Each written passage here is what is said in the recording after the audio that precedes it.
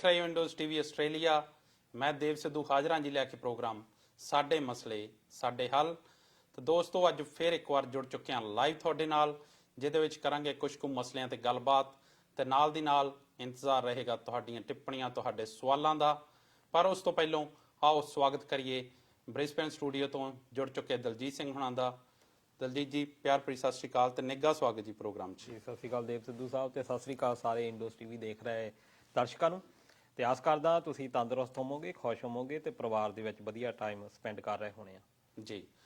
ਸੋ ਦੋਸਤੋ ਇੱਕ ਵਾਰ ਫਿਰ ਤੋਂ ਅਪੀਲ ਕਿ ਜੇਕਰ ਤੁਹਾਡੇ ਕੋਲ ਕਿਸੇ ਵੀ ਖਬਰ ਮੁਤਲਕ ਕੋਈ ਵੀ ਅਪਡੇਟ ਕੋਈ ਵੀ ਸਵਾਲ ਹੋਵੇ ਤੁਹਾਡੇ ਜ਼ਿਹਨ 'ਚ ਤਾਂ ਤੁਸੀਂ ਚੱਲਦੇ ਪ੍ਰੋਗਰਾਮ 'ਚ ਸ਼ੇਅਰ ਕਰ ਸਕਦੇ ਹੋ। ਅਸੀਂ ਉਸ ਸਵਾਲ ਤੇ ਉਸ ਟਿੱਪਣੀ ਤੇ ਚਰਚਾ ਕਰਨ ਦੀ ਕੋਸ਼ਿਸ਼ ਕਰਾਂਗੇ। ਪਰ ਪ੍ਰੋਗਰਾਮ ਵੱਲ ਜਾਣ ਤੋਂ ਪਹਿਲਾਂ ਮੈਂ ਗੱਲ ਕਰਨੀ ਚਾਹੁੰਦਾ ਕਰੋਨਾ ਵਾਇਰਸ ਦੀ। ਭਾਰਤ ਦੋਸਤੋ ਤੁਸੀਂ ਸਾਰੇ ਜਾਣਦੇ ਹੋ ਕਿ ਜਿਸ ਤਰ੍ਹਾਂ ਕਰੋਨਾ ਵਾਇਰਸ ਦਾ ਕਹਿਰ ਪੂਰੀ ਦੁਨੀਆ 'ਚ ਫੈਲਿਆ ਹੋਇਆ, ਉਸੇ ਤਰ੍ਹਾਂ ਭਾਰਤ ਵੀ ਇਸ ਕਹਿਰ ਤੋਂ ਬਚ ਨਹੀਂ ਸਕਿਆ। ਭਾਰਤ ਵਿੱਚ ਵੀ ਕਰੋਨਾ ਵਾਇਰਸ ਆਪਣੀ ਪੂਰੀ ਤਾਕਤ ਨਾਲ ਪੈਰ ਪਸਾਰ ਰਿਹਾ, ਕਿਉਂਕਿ ਜੇਕਰ ਕੇਸਾਂ ਦੀ ਗਿਣਤੀ ਦੀ ਗੱਲ ਕਰੀਏ ਤਾਂ ਤਕਰੀਬਨ 50,000 ਕੇਸ ਹੁਣ ਤੱਕ ਰਜਿਸਟਰ ਕਰ ਲਏ ਗਏ ਨੇ ਭਾਰਤ ਦੇ ਵਿੱਚ। ਜੇਕਰ ਪੂਰੀ ਗਿਣਤੀ ਦੀ ਗੱਲ ਕਰੀਏ ਤਾਂ 49,436 ਜਿਹੜੇ ਕੇਸ ਨੇ ਉਹ ਹੁਣ ਤੱਕ ਕਰੋਨਾ ਵਾਇਰਸ ਵਿੱਚ ਰਜਿਸਟਰ ਕਰ ਲਏ ਗਏ ਨੇ। ਨਾਲ ਦੀ ਨਾਲ ਮੌਤਾਂ ਜੇਕਰ ਗੱਲ ਕਰੀਏ ਤਾਂ 1695 ਜਾਨਾਂ ਜਿਹੜੀਆਂ ਉਹ ਕਰੋਨਾ ਵਾਇਰਸ ਕਰਕੇ ਭਾਰਤ ਵਿੱਚ ਜਾ ਚੁੱਕੀਆਂ ਨੇ ਤੇ ਰਿਕਵਰੀ 14,183 ਲੋਕ ਜਿਹੜੇ ਆ ਉਹ ਹੁਣ ਤੱਕ ਰਿਕਵਰ ਹੋ ਚੁੱਕੇ ਨੇ। ਸੋ ਦਲਜੀਤ ਜੀ, ਭਾਰਤ ਵਿੱਚ 50,000 ਦਾ ਅੰਕੜਾ ਪਾਰ ਕਰ ਜਾਣਾ, ਟੱਚ ਕਰ ਜਾਣਾ, ਜਿੱਥੇ ਲਗਾਤਾਰ ਪਿਛਲੇ ਕਈ ਸਮੇਂ ਤੋਂ ਲੋਕਡਾਊਨ ਦਾ ਲੱਗੇ ਹੋਣ ਦੇ ਬਾਵਜੂਦ 50,000 ਦੇ ਅੰਕੜੇ ਨੂੰ ਟੱਚ ਕਰ ਜਾਣਾ, ਤੁਸੀਂ ਕੀ ਸਮਝਦੇ ਹੋ, ਕਮੀ ਕਿੱਥੇ ਰਹਿ ਗਈ? ਦੇਖੋ, ਸ਼ੁਰੂ ਤੋਂ ਖਾਦਸ਼ੇ ਇਹ ਸੀ ਕਿਉਂਕਿ ਦੁਨੀਆ ਦੀ ਦੂਜੀ ਸਭ ਤੋਂ ਜ਼ਿਆਦਾ ਆਬਾਦੀ ਇਸ ਖਿੱਤੇ ਦੇ ਵਿੱਚ ਆ ਜੀ। WHO ਵੀ ਸ਼ੁਰੂ ਤੋਂ ਇਹੀ ਕਹਿੰਦਾ ਰਿਹਾ ਕਿ ਇੰਡੀਆ ਵਿੱਚ ਜਾਂ ਪਾਕਿਸਤਾਨ ਦੇ ਵਿੱਚ ਜਦੋਂ ਇਸ ਬਿਮਾਰੀ ਨੇ ਜਾਣਾ ਵੀ ਉਸ ਵੇਲੇ ਜ਼ਿਆਦਾ ਕਹਿਰ ਜਿਹੜਾ ਆ ਉਹ ਹੋ ਸਕਦਾ, ਖਾਸ ਤੌਰ ਤੇ ਇੰਡੀਆ ਦੇ ਵਿੱਚ। ਪਰ ਇਸ ਗੱਲ ਨੂੰ ਸਲੂਟ ਵੀ ਬਣਦਾ ਆ ਵੀ ਗੌਰਮੈਂਟ ਨੇ ਬਹੁਤ ਪਹਿਲਾਂ ਲੋਕਡਾਊਨ ਕਰ ਦਿੱਤਾ, ਜਿਹਦੇ ਕਰਕੇ ਕਿ ਇਹ ਲੰਬਾ ਥੋੜਾ ਜਿਹਾ ਖਿੱਚ ਹੋ ਗਿਆ। ਬਹੁਤ ਸਾਰੀਆਂ ਜਿੱਦਾਂ ਕਹਿ ਲਓ ਕਿ ਉਹਨਾਂ ਨੇ ਆਪਣੀਆਂ ਜ਼ਿੰਮੇਵਾਰੀਆਂ ਨਿਭਾਈਆਂ ਤੇ ਜਨਵਰੀ ਤੋਂ ਲੈ ਕੇ ਹੁਣ ਤੱਕ ਥੋੜੇ ਕੇਸ ਜਿਹੜੇ ਆ ਆਉਂਦੇ ਰਹੇ ਆ। ਜੇ ਹੁਣ ਵੀ ਅਸੀਂ ਹਿਸਾਬ ਲਾਈਏ ਵੀ ਉਸ ਤਰੀਕੇ ਦੇ ਨਾਲ ਨਹੀਂ ਵਧਿਆ ਜਿਸ ਤਰੀਕੇ ਦੇ ਨਾਲ ਇਟਲੀ ਜਾਂ ਅਮਰੀਕਾ ਦੇ ਵਿੱਚ ਇੱਕਦਮ ਹੀ ਪੀਕ ਤੇ ਪਹੁੰਚ ਗਿਆ ਸੀ। ਇਹਦੀਆਂ 4 ਸਟੇਜਸ ਆ ਦੇਵ ਸਾਹਿਬ ਕਰੋਨਾ ਵਾਇਰਸ ਦੇ ਫੈਲਣ ਦੀਆਂ। ਸਟੇਜ 1 ਦੇ ਵਿੱਚ ਕੀ ਹੁੰਦਾ ਕਿ ਕੋਈ ਵੀ ਇਨਫੈਕਟਡ ਜਿਹੜਾ ਬੰਦਾ ਆ ਜਾਂ ਕੋਈ ਵੀ ਵਿਅਕਤੀ ਜਿਹੜਾ ਆਉਂਦਾ ਆ ਜਿਹਨੂੰ ਕਰੋਨਾ ਵਾਇਰਸ ਹੋਇਆ, ਉਹ ਬਾਹਰੋਂ ਆਉਂਦਾ, ਜਿਸ ਦੇਸ਼ ਦੇ ਵਿੱਚੋਂ ਇਹ ਲੈ ਕੇ ਆਉਂਦਾ। ਸਟੇਜ 2 ਦੇ ਵਿੱਚ ਉਹ ਹੁੰਦਾ ਕਿ ਉਹ ਆਪਣੀ ਫੈਮਿਲੀ ਨੂੰ ਜਾਂ ਫਰੈਂਡਸ ਨੂੰ ਜਿਨ੍ਹਾਂ ਨੂੰ ਵੀ ਮਿਲਦਾ ਉਹਨਾਂ ਤੱਕ ਕਰਦਾ। ਹੁਣ ਇੰਡੀਆ ਜਿਹੜਾ ਆ ਉਹ ਸਟੇਜ 2 ਤੱਕ ਕੰਟਰੋਲ ਕਰਨਾ ਸੌਖਾ ਆ। ਉਹਦੇ ਵਿੱਚ ਕੀ ਹੁੰਦਾ ਕਿ ਤੁਹਾਨੂੰ ਪਤਾ ਲੱਗ ਜਾਂਦਾ ਵੀ ਆਹ ਬੰਦਾ ਹੈਗਾ, ਉਸ ਤੋਂ ਬਾਅਦ ਇਹ ਇਹਨਾਂ ਬੰਦਿਆਂ ਨੂੰ ਮਿਲਿਆ, ਇਹਨੂੰ ਆਪਾਂ ਕੰਟਰੋਲ ਕਰ ਸਕਦੇ ਹਾਂ। ਹੁਣ ਕੇਸ ਕਿਉਂ ਵੱਧ ਰਹੇ ਆ? ਜਿਹੜਾ 3rd ਜ਼ੋਨ ਆ, ਸਟੇਜ 4 ਆ ਜਿਹੜੀ, ਇਹਦੇ ਉੱਤੇ ਔਖਾ ਹੋ ਜਾਂਦਾ। ਇਹ 'ਚੋਂ ਤੁਹਾਨੂੰ ਜਿਹੜਾ ਆ ਸੋਰਸ ਆਫ ਇਨਫੈਕਸ਼ਨ ਜਿਹੜਾ ਆ ਉਹ ਨਹੀਂ ਪਤਾ ਹੁੰਦਾ। ਤੁਹਾਨੂੰ ਨਹੀਂ ਪਤਾ ਹੁੰਦਾ ਵੀ ਇਹ ਕਿੱਥੋਂ ਹੋ ਜਾਂਦਾ। ਕਈ ਬੰਦਿਆਂ ਦੀ ਕੋਈ ਟਰੈਵਲ ਹਿਸਟਰੀ ਹੁੰਦੀ ਨਹੀਂ, ਉਹ ਉਸ ਬੰਦੇ ਨੂੰ ਮਿਲੇ ਹੀ ਨਹੀਂ ਹੁੰਦੇ ਜਿਹਨੂੰ ਕਿਤੇ ਵੀ ਕਰੋਨਾ ਹੋਇਆ ਹੋਵੇ। ਉਹ ਜਿੱਦਾਂ ਕਹਿ ਲਓ ਕਿ ਕਰੋਨਾ ਜਿਹੜਾ ਆ ਹਵਾ ਵਿੱਚ ਵੀ ਹੋ ਸਕਦਾ, ਕਿਸੇ ਨੇ ਛਿੱਕ ਮਾਰ ਦਿੱਤੀ ਉਹ ਤੋਂ ਲਿਆ ਹੋ ਸਕਦਾ, ਜਾਂ ਕਿਸੇ ਕੋਈ ਚੀਜ਼ ਜਿੱਥੇ ਉਹ ਪਹਿਲਾਂ ਕਰੋਨਾ ਵਾਇਰਸ ਹੈਗਾ ਜਾਂ ਉਹਨੂੰ ਹੱਥ ਲਾ ਦਿੱਤਾ। ਇਹ ਚੀਜ਼ ਜਿਹੜੀ ਆ 3rd ਜਿਹੜੀ ਸਟੇਜ ਆ ਇਹ ਬੜੀ ਡੇਂਜਰ ਹੋ ਜਾਂਦੀ, ਇਹਦੇ ਵਿੱਚ ਪੀਕ ਤੇ ਪਹੁੰਚਣ ਦਾ ਬੜਾ ਖਤਰਾ ਰਹਿੰਦਾ। ਫਿਰ 4ਥੀ ਜਿਹੜੀ ਸਟੇਜ ਆ ਉਹਨੂੰ ਕਹਿੰਦੇ ਆ ਅਨਕੰਟਰੋਲਡ। ਅਨਕੰਟਰੋਲ ਦੇ ਵਿੱਚ ਕੀ ਹੁੰਦਾ ਕਿ ਫਿਰ ਤੁਹਾਤੋਂ ਜਾਨੀ ਤੁਹਾਡੀ ਸਮਰੱਥਾ, ਸਰਕਾਰਾਂ, ਸਾਰਾ ਕੁਛ ਹੱਥ 'ਚ ਫੇਲ ਹੋ ਜਾਂਦਾ। ਇਹ ਚਾਈਨਾ ਵੀ ਇਸ ਫੇਸ ਨੂੰ ਦੇਖ ਚੁੱਕਾ ਆ, ਇਟਲੀ ਯੂਰਪ ਦੇ ਦੇਸ਼ ਦੇਖ ਚੁੱਕਾ, ਅਮਰੀਕਾ ਅੱਜ ਕੱਲ੍ਹ ਦੇਖ ਰਿਹਾ, ਬ੍ਰਿਟੇਨ ਦੇਖ ਰਿਹਾ ਆ। ਤੇ ਅਸੀਂ ਆਸ ਕਰਦੇ ਹਾਂ ਵੀ 3rd ਸਟੇਜ ਦੇ ਵਿੱਚ ਇੰਡੀਆ ਜਿਹੜਾ ਕੰਟਰੋਲ ਆਪਣੇ ਆਪ ਨੂੰ ਕਰੂਗਾ। ਪਰ ਹੁਣ ਉਹ ਕਿਉਂਕਿ ਸੋਰਸ ਆਫ ਜਿਹੜਾ ਇਨਫੈਕਸ਼ਨ ਹੈ ਹੁਣ ਪਤਾ ਕਰਨਾ ਇੰਨੀ ਵੱਡੀ ਆਬਾਦੀ ਦੇ ਵਿੱਚ ਬਹੁਤ ਔਖਾ ਆ, ਇਸ ਕਰਕੇ ਇਹ ਸੰਭਾਵਨਾ ਜਤਾਈ ਜਾ ਰਹੀ ਆ ਕਿ ਜਿਹੜੇ ਜੂਨ ਤੱਕ ਇਹਦੇ ਹੋਰ ਵੀ ਬਹੁਤ ਜ਼ਿਆਦਾ ਹਾਈ ਪੀਕ ਤੱਕ ਜਾਣ ਦੀ ਸੰਭਾਵਨਾ ਹੈਗੀ ਆ। ਕਿਉਂਕਿ ਪਹਿਲਾਂ ਇਹ ਕਿਹਾ ਜਾ ਰਿਹਾ ਸੀ ਵੀ ਜਨਵਰੀ ਜੇ ਹਿਸਾਬ ਨਾਲ ਇਹਨਾਂ ਦੀ ਸਲੋ ਗਰੋਥ ਸੀਗੀ, ਥੋੜ੍ਹੀ ਜਿਹੀ ਫਲੈਟ ਰੇਟ ਹੀ ਆਪਾਂ ਕਹਿ ਸਕਦੇ ਹਾਂ ਜੇ ਅਸੀਂ ਕੰਪੈਰੀਜ਼ਨ ਕਰੀਏ ਹੋਰਾਂ ਦੇਸ਼ਾਂ ਦੇ ਮਾਡਲ ਦੇ ਨਾਲ। ਪਰ ਹੁਣ ਇਹ ਜਿਸ ਤਰੀਕੇ ਦੇ ਨਾਲ ਵਧਿਆ, ਇਹ ਬੜੀ ਇੱਕ ਚਿੰਤਾਜਨਕ ਸਥਿਤੀ ਆ। ਪਰ ਉਹਦੇ ਲਈ ਲੋਕ ਵੀ ਜਿੱਥੇ ਪ੍ਰਸ਼ਾਸਨ ਦੀਆਂ ਲਾਪਰਵਾਹੀਆਂ ਹੈਗੀਆਂ, ਚਾਹੇ ਉਹ ਤਬਲੀਗੀ ਜਮਾਤ ਦੀ ਆਪਾਂ ਰੱਖ ਲਈ, ਉਹ ਵੀ ਪ੍ਰਸ਼ਾਸਨਿਕ ਅਣਗਹਿਲੀ ਆਪਾਂ ਕਹਿ ਸਕਦੇ ਹਾਂ ਫਿਰ ਨੰਦੇੜ ਸਾਹਿਬ ਤੋਂ ਸ਼ਰਧਾਲੂ ਜਿਹੜੇ ਲਿਆਂਦੇ ਗਏ ਆ ਉਹਨਾਂ ਨੂੰ ਇਕਾਂਤਵਾਸ ਵਿੱਚ ਨਹੀਂ ਰੱਖਿਆ ਗਿਆ। ਕੁਛ ਇਦਾਂ ਦੀਆਂ ਜਿਹੜੀਆਂ ਅਣਗਹਿਲੀਆਂ ਹੋਈਆਂ ਜਿਹਦੇ ਕਰਕੇ, ਕਿਉਂਕਿ ਇੱਕ ਤੋਂ ਬਾਅਦ ਪਰਮਾਣੂ ਬੰਬ ਦੀ ਤਰ੍ਹਾਂ ਇਹ ਚੱਲ ਰਿਹਾ ਤੇ ਉਹ ਇੰਨੀ ਜ਼ਿਆਦਾ ਫਿਰ ਸੰਭਾਵਨਾ ਜਿਹੜੀ ਇਹਦੇ ਵਧਣ ਦੀ ਹੋ ਗਈ ਹੈ ਜੀ। ਪਰ ਦਲਜੀਤ ਜੀ, ਜਦੋਂ ਇਹ ਕੇਸ ਲਗਾਤਾਰ ਵੱਧ ਰਹੇ ਨੇ, ਜੇਕਰ ਆਪਾਂ 5 ਮਈ ਦੀ ਗੱਲ ਕਰੀਏ, ਕੱਲ ਦੇ ਦਿਨ ਦੇ ਵਿੱਚ 2963 ਕੇਸ ਜਿਹੜੇ ਆ ਇਹ ਇੱਕ ਦਿਨ ਦੇ ਵਿੱਚ ਵਧੇ। ਜੇਕਰ 4 ਮਈ ਦੀ ਗੱਲ ਕਰੀਏ ਤਾਂ 3932 ਕੇਸ, ਤਕਰੀਬਨ 4000 ਜਿਹੜੇ ਕੇਸ ਹੈ ਇੱਕ ਦਿਨ 'ਚ ਵੱਧ ਜਾਣਾ। ਇੱਥੋਂ ਆਪਾਂ ਅੰਦਾਜ਼ਾ ਲਾ ਸਕਦੇ ਹਾਂ ਕਿ ਇਹ ਕਿਸ ਹੱਦ ਤੱਕ ਇਹਦਾ ਜਿਹੜਾ ਆ ਪੈਰ ਪਸਾਰ ਰਿਹਾ ਹੁਣ ਭਾਰਤ ਦੇ ਵਿੱਚ। ਪਰ ਜਦੋਂ ਇਹ ਕੇਸ ਜਿਹੜੇ ਇੰਨੀ ਤਾਦਾਦ ਦੇ ਵਿੱਚ ਵਧਣੇ, ਉਦੋਂ ਜਿਹੜੀਆਂ ਢਿੱਲਾਂ ਦਿੱਤੀਆਂ ਜਾ ਰਹੀਆਂ ਸਰਕਾਰ ਵੱਲੋਂ, ਤੁਹਾਨੂੰ ਨਹੀਂ ਲੱਗਦਾ ਕਿ ਜੇਕਰ ਛੋਟਾਂ ਦਿੱਤੀਆਂ ਜਾਣੀਆਂ ਸੀ, ਜ਼ਰੂਰੀ ਵੀ ਹੋ ਜਾਂਦਾ ਕਿਉਂਕਿ ਲੋਕਡਾਊਨ ਕਾਫੀ ਲੰਬੇ ਸਮੇਂ ਤੋਂ ਲੱਗਾ, ਤਾਂ ਜਦੋਂ ਛੋਟਾਂ ਦਿੱਤੀਆਂ ਜਾਣੀਆਂ ਤਾਂ ਉਹ ਪੂਰੀਆਂ ਹਦਾਇਤਾਂ ਨਾਲ ਦਿੱਤੀਆਂ ਜਾਂਦੀਆਂ। ਹੁਣ ਜੇਕਰ ਆਪਾਂ ਸ਼ਰਾਬ ਦੇ ਠੇਕਿਆਂ ਦੀ ਗੱਲ ਕਰੀਏ ਤਾਂ ਜਿਹੜੇ ਪੂਰੇ ਦੇਸ਼ ਭਰ ਵਿੱਚ ਠੇਕਿਆਂ ਦੇ ਮੂਹਰੇ ਜਿਹੜੀਆਂ ਕਤਾਰਾਂ ਲੱਗੀਆਂ, ਮੇਰੇ ਖਿਆਲ ਹਰੇਕ ਨੇ ਵੇਖੀਆਂ ਹੋਣੀਆਂ। ਸੋ ਤਾਂ ਉੱਥੇ ਕਿਸੇ ਵੀ ਤਰ੍ਹਾਂ ਦੀ ਸੋਸ਼ਲ ਡਿਸਟੈਂਸਿੰਗ ਦੀ ਕੋਈ ਗੱਲ ਨਹੀਂ ਕੋਈ ਵੀ ਕਹਿ ਸਕਦਾ ਕਿ ਫੋਲੋ ਕੀਤੀ ਗਈ ਹੋਈ। ਪਰ ਤੁਹਾਨੂੰ ਨਹੀਂ ਲੱਗਦਾ ਕਿ ਜਿਹੜੀ ਇਹ ਸਾਰਾ ਕੁਝ ਸੀ, ਇਹ proper channel through, proper plan ਦੇ ਥਰੂ ਕੀਤਾ ਜਾਣਾ ਚਾਹੀਦਾ ਸੀ ਜੇ ਛੋਟਾਂ ਦਿੱਤੀਆਂ ਗਈਆਂ? ਦੇਖੋ, ਇਹਦੇ ਵਿੱਚ ਜ਼ਰੂਰ ਅਣਗਹਿਲੀ ਆ, ਪਰ ਐਡੀ ਵੱਡੀ ਆਬਾਦੀ ਨੂੰ ਕੰਟਰੋਲ ਕਰਨਾ ਬੜਾ ਔਖਾ ਹੋ ਜਾਂਦਾ ਜੀ। ਤੁਸੀਂ ਲੋਕਾਂ, ਜਿੰਨਾ ਚਿਰ ਤੱਕ ਲੋਕੀ ਨਹੀਂ ਆਪ ਚਾਹੁੰਦੇ ਜੀ। ਹੁਣ ਜਿੱਦਾਂ ਪਿਛਲੇ ਪ੍ਰੋਗਰਾਮ ਵਿੱਚ ਵੀ ਕਿਹਾ ਸੀ ਕਿ ਸਾਡੀ ਜਿਹੜੇ ਕੋਲ ਪ੍ਰਸ਼ਾਸਨਿਕ ਜਿਹੜੇ ਕਰਮਚਾਰੀ ਆ ਇੰਨੇ ਜ਼ਿਆਦਾ ਨਹੀਂ ਹੈਗੇ ਕਿ ਇਕੱਲੇ ਪਿੰਡ ਇਕੱਲੇ ਦੇ ਉੱਤੇ ਨਿਗਾਹ ਰੱਖੀ ਜਾ ਸਕੇ। ਸਾਡੇ ਲੋਕਾਂ ਨੂੰ ਜਿਹੜਾ ਆ ਇਸ ਗੱਲ ਦੇ ਉੱਤੇ ਅਵੇਅਰ ਜਿਹੜਾ ਹੋਣਾ ਪੈਣਾ। ਆਪਣੇ ਆਸਟ੍ਰੇਲੀਆ ਜਾਂ ਆਪਾਂ ਨਿਊਜ਼ੀਲੈਂਡ ਦੀ ਗੱਲ ਕਰ ਲਈਏ, ਇੱਥੇ ਲੋਕ ਆਪ ਅਵੇਅਰ ਹੋਏ, ਇਹਨਾਂ ਨੇ ਸੋਸ਼ਲ ਡਿਸਟੈਂਸ ਦਾ ਧਿਆਨ ਰੱਖਿਆ ਜੀ। ਫਿਰ ਆਪਣੇ ਆਪ ਨੂੰ ਬਚਾਉਣਾ ਕਿੱਦਾਂ ਆ, ਸੈਨੀਟਾਈਜ਼ ਕਿੱਦਾਂ ਕਰਨਾ ਆ, ਹੱਥ ਕਿੱਦਾਂ ਬਾਰ-ਬਾਰ ਧੋਣੇ ਆ, ਇਹਨਾਂ ਸਾਰੀਆਂ ਗੱਲਾਂ ਦੇ ਬਾਰੇ ਲੋਕ ਜਿਹੜੇ ਆ ਅਵੇਅਰ ਸੀ। ਪਰ ਸਾਡੀ ਸਮੱਸਿਆ ਇਹ ਆ ਕਿ ਲੋਕਾਂ ਵੱਲੋਂ ਪ੍ਰੋਪਰ ਸਹਿਯੋਗ ਨਹੀਂ ਮਿਲ ਰਿਹਾ ਜੀ। ਜੇ ਤੁਹਾਨੂੰ ਡੰਡੇ ਦੇ ਜ਼ੋਰ ਤੱਕ ਹੀ ਅੰਦਰ ਰੱਖਣਾ ਪੈ ਰਿਹਾ, ਦੈਟ ਮੀਨਸ ਕਿ ਤੁਸੀਂ ਆਪ ਅੰਦਾਜ਼ਾ ਲਾਓ ਵੀ ਤੁਸੀਂ ਆਪ ਮੌਤ ਦੇ ਮੂੰਹ ਦੇ ਵਿੱਚ ਜਾਣਾ ਚਾਹੁੰਦੇ ਆ ਜੀ। ਬਿਲਕੁਲ। ਪਰ ਇਹ ਹੋਣਾ ਤਾਂ ਇਹ ਚਾਹੀਦਾ ਸੀ ਵੀ ਤੁਸੀਂ ਆਪ ਇਸ ਗੱਲ ਨੂੰ, ਇਸ ਖਤਰੇ ਨੂੰ ਭਾਂਪਦੇ, ਆਪ ਲੋਕਾਂ ਪ੍ਰਸ਼ਾਸਨ ਦੇ ਨਾਲ ਤੁਸੀਂ ਹੈਲਪ ਕਰਦੇ ਜੀ। ਪ੍ਰੋਬਲਮ ਤਾਂ ਇਹੀ ਆ ਰਹੀ ਆ ਭਾਰਤ ਦੇ ਵਿੱਚ ਕਿ ਜਿੱਥੇ ਪ੍ਰਸ਼ਾਸਨ ਦੀਆਂ ਜਿਹੜੀਆਂ ਕਮੀਆਂ ਆ ਕਿਤੇ ਨਾ ਕਿਤੇ, ਉਹਨਾਂ 'ਚ ਵੀ ਕਾਫੀ ਹੁਣ ਤਾਈਆਂ, ਉੱਥੇ ਜਿਹੜੀ ਆਮ ਜਨਤਾ ਆ ਉਹਦੇ ਵੱਲੋਂ ਵੀ ਪੂਰੀ ਅਵੇਅਰਨੈਸ ਨਹੀਂ ਦਿਖਾਈ ਜਾ ਰਹੀ, ਉਹਦੇ ਵੱਲੋਂ ਵੀ ਪੂਰੀ ਜ਼ਿੰਮੇਵਾਰੀ ਨਾਲ ਇਸ ਚੀਜ਼ ਨੂੰ ਨਹੀਂ ਲਿਆ ਜਾ ਰਿਹਾ। ਪਰ ਅਜੇ ਵੀ ਜੇ ਅਸੀਂ ਇੰਨੀ ਬੁਰੀ ਹਾਲਤ, ਇਹ ਅਮਰੀਕਾ ਦੀ ਗੱਲ ਕਰੀਏ ਤਾਂ ਅਮਰੀਕਾ ਦੀ ਜਿਹੜੀ ਸੁਪਰ ਪਾਵਰ ਆਪਣੇ ਆਪ ਨੂੰ ਕਹਿੰਦਾ, ਉਹਦੀ ਇੰਨੀ ਬੁਰੀ ਹਾਲਤ ਹੋਣਾ, ਫਿਰ ਅਸੀਂ ਕਦੋਂ ਸਿੱਖਾਂਗੇ ਜੇ ਅਸੀਂ ਹੁਣ ਵੀ ਨਾ ਸਿੱਖੇ ਤਾਂ? ਅਸਲ ਵਿੱਚ ਉਸ ਕ੍ਰਿਟੀਕਲ ਸਟੇਜ ਨੂੰ ਆਪਾਂ ਦੇਖਿਆ ਨਹੀਂ। ਸਾਡੇ ਇਹ ਹੋ ਜਾਂਦਾ ਆ ਵੀ ਜਿੰਨਾ ਚਿਰ ਤੱਕ ਸਾਡੇ ਸਿਰ ਤੇ ਨਹੀਂ ਪੈਂਦੀ, ਅਸੀਂ ਉਨਾ ਚਿਰ ਤੱਕ ਸੁਚੇਤ ਨਹੀਂ ਹੁੰਦੇ। ਅਜੇ ਮੌਤਾਂ ਦੀ ਗਿਣਤੀ ਬਹੁਤ ਘੱਟ ਆ, ਸਾਡੇ ਲੋਕਾਂ ਨੂੰ ਅਜੇ ਇਹਦੇ ਜਿਹੜੇ ਖਤਰਨਾਕ ਅੰਜਾਮ ਆ ਉਹ ਪਤਾ ਹੀ ਨਹੀਂ।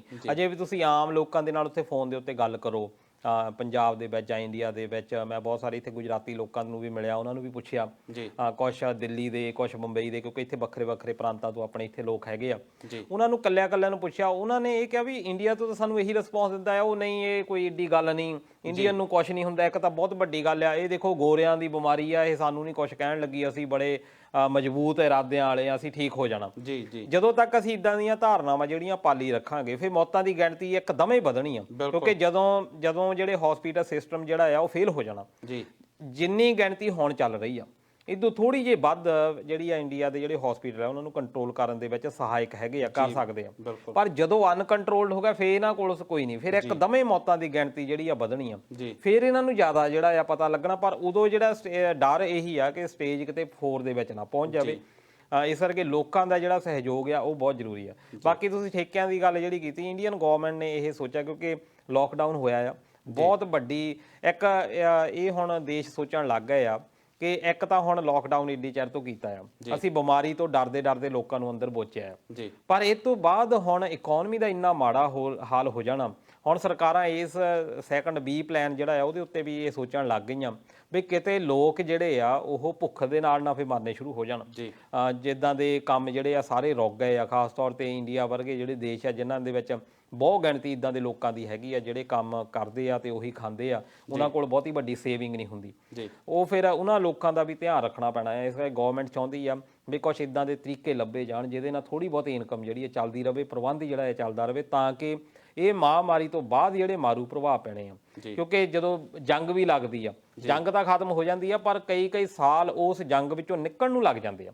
ਹੁਣ ਉਹ ਗਵਰਨਮੈਂਟ ਜਿਹੜੀ ਉਹ ਅਗਲਾ ਪਲਾਨ B ਜਿਹੜਾ ਸੋਚ ਰਹੀ ਆ ਵੀ ਹੁਣ ਅਸੀਂ ਇਸ ਜਦੋਂ ਬਿਮਾਰੀ ਤੋਂ ਬਾਹਰ ਨਿਕਲਣਾ ਕਿ ਲੋਕਾਂ ਦੇ ਕੋਲ ਖਾਣ ਲਈ ਉਸ ਵੇਲੇ ਅਨਾਜ ਹੋਊਗਾ, ਖਾਣ ਲਈ ਪਹਿਨਣ ਲਈ ਕੱਪੜੇ ਹੋਣਗੇ, ਕਿ ਉਹਨਾਂ ਕੋਲ ਪੈਸਾ ਹੋਊਗਾ। ਇਹ ਵੀ ਗੱਲਾਂ ਜਿਹੜੀਆਂ ਗਵਰਨਮੈਂਟ ਦੇ ਫਿਰ ਸੋਚ ਦੇ ਵਿੱਚ ਹੈਗੀਆਂ। ਜੀ ਬਿਲਕੁਲ ਦੋਸਤੋ, ਮੈਂ ਇੱਥੇ ਇੱਕ ਸਵਾਲ ਤੁਹਾਨੂੰ ਵੀ ਪੁੱਛਣਾ ਚਾਹੂੰਗਾ ਕਿ ਤੁਸੀਂ ਸਾਰਿਆਂ ਨੇ ਉਹ ਫੋਟੋਆਂ ਜਿਹੜੀਆਂ ਸੋਸ਼ਲ ਮੀਡੀਆ ਤੋਂ ਵਾਇਰਲ ਹੋਈਆਂ ਕਿ ਕਿਸ ਤਰ੍ਹਾਂ ਜਿਹੜੀਆਂ ਠੇਕਿਆਂ ਦੇ ਮੂਹਰੇ ਜਿਹੜੀਆਂ ਕਤਾਰਾਂ ਲੱਗੀਆਂ, ਇੱਕ ਦੂਸਰੇ ਦੇ ਮੋਢਿਆਂ ਤੇ ਚੜ੍ਹ ਕੇ ਲੋਕ ਖੜੇ ਸੀ, ਕਿੱਦਾਂ ਪੁਲਿਸ ਵੱਲੋਂ ਲਾਠੀ ਚਾਰਜ ਕੀਤਾ ਗਿਆ।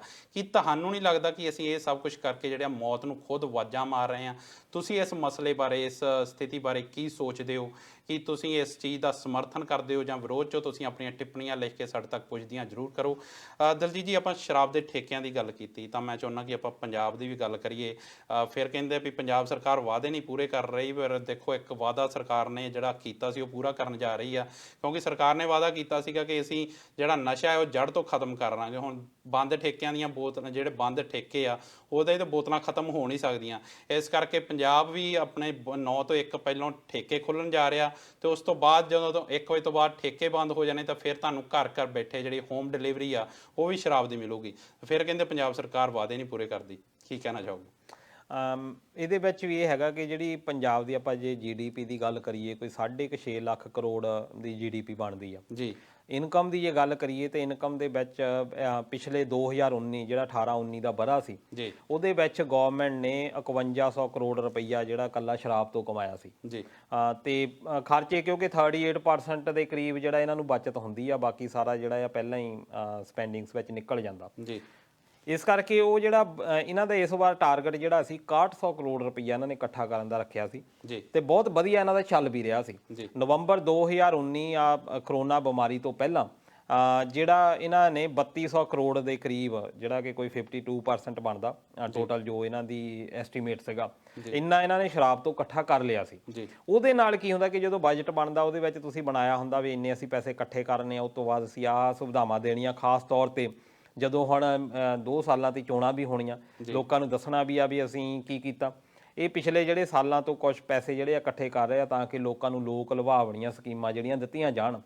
ਹੁਣ ਉਹ ਜਿਹੜਾ ਪੈਸਾ ਆ ਉਹ ਇੱਕ ਤਰ੍ਹਾਂ ਨਾਲ ਡੈਡ ਮਨੀ ਹੋ ਗਿਆ, ਹੁਣ ਰੁਕਿਆ ਪਿਆ। ਹੁਣ ਗਵਰਨਮੈਂਟ ਇਨਕਮ ਕਿੱਥੋਂ ਲੈ ਸਕਦੀ ਹੈ? ਐਗਰੀਕਲਚਰ ਦਾ ਤੁਸੀਂ ਦੇਖ ਲਓ ਜੀ, ਐਗਰੀਕਲਚਰ ਦੇ ਵਿੱਚ ਕਾਫੀ ਸਬਸਿਡੀਜ਼ ਵਗੈਰਾ ਦੇਣੀਆਂ ਪੈਂਦੀਆਂ। ਫਿਰ ਦੂਜੇ ਨੰਬਰ ਤੇ ਇੰਡਸਟਰੀ ਬਿਲਕੁਲ ਬੰਦ ਆ।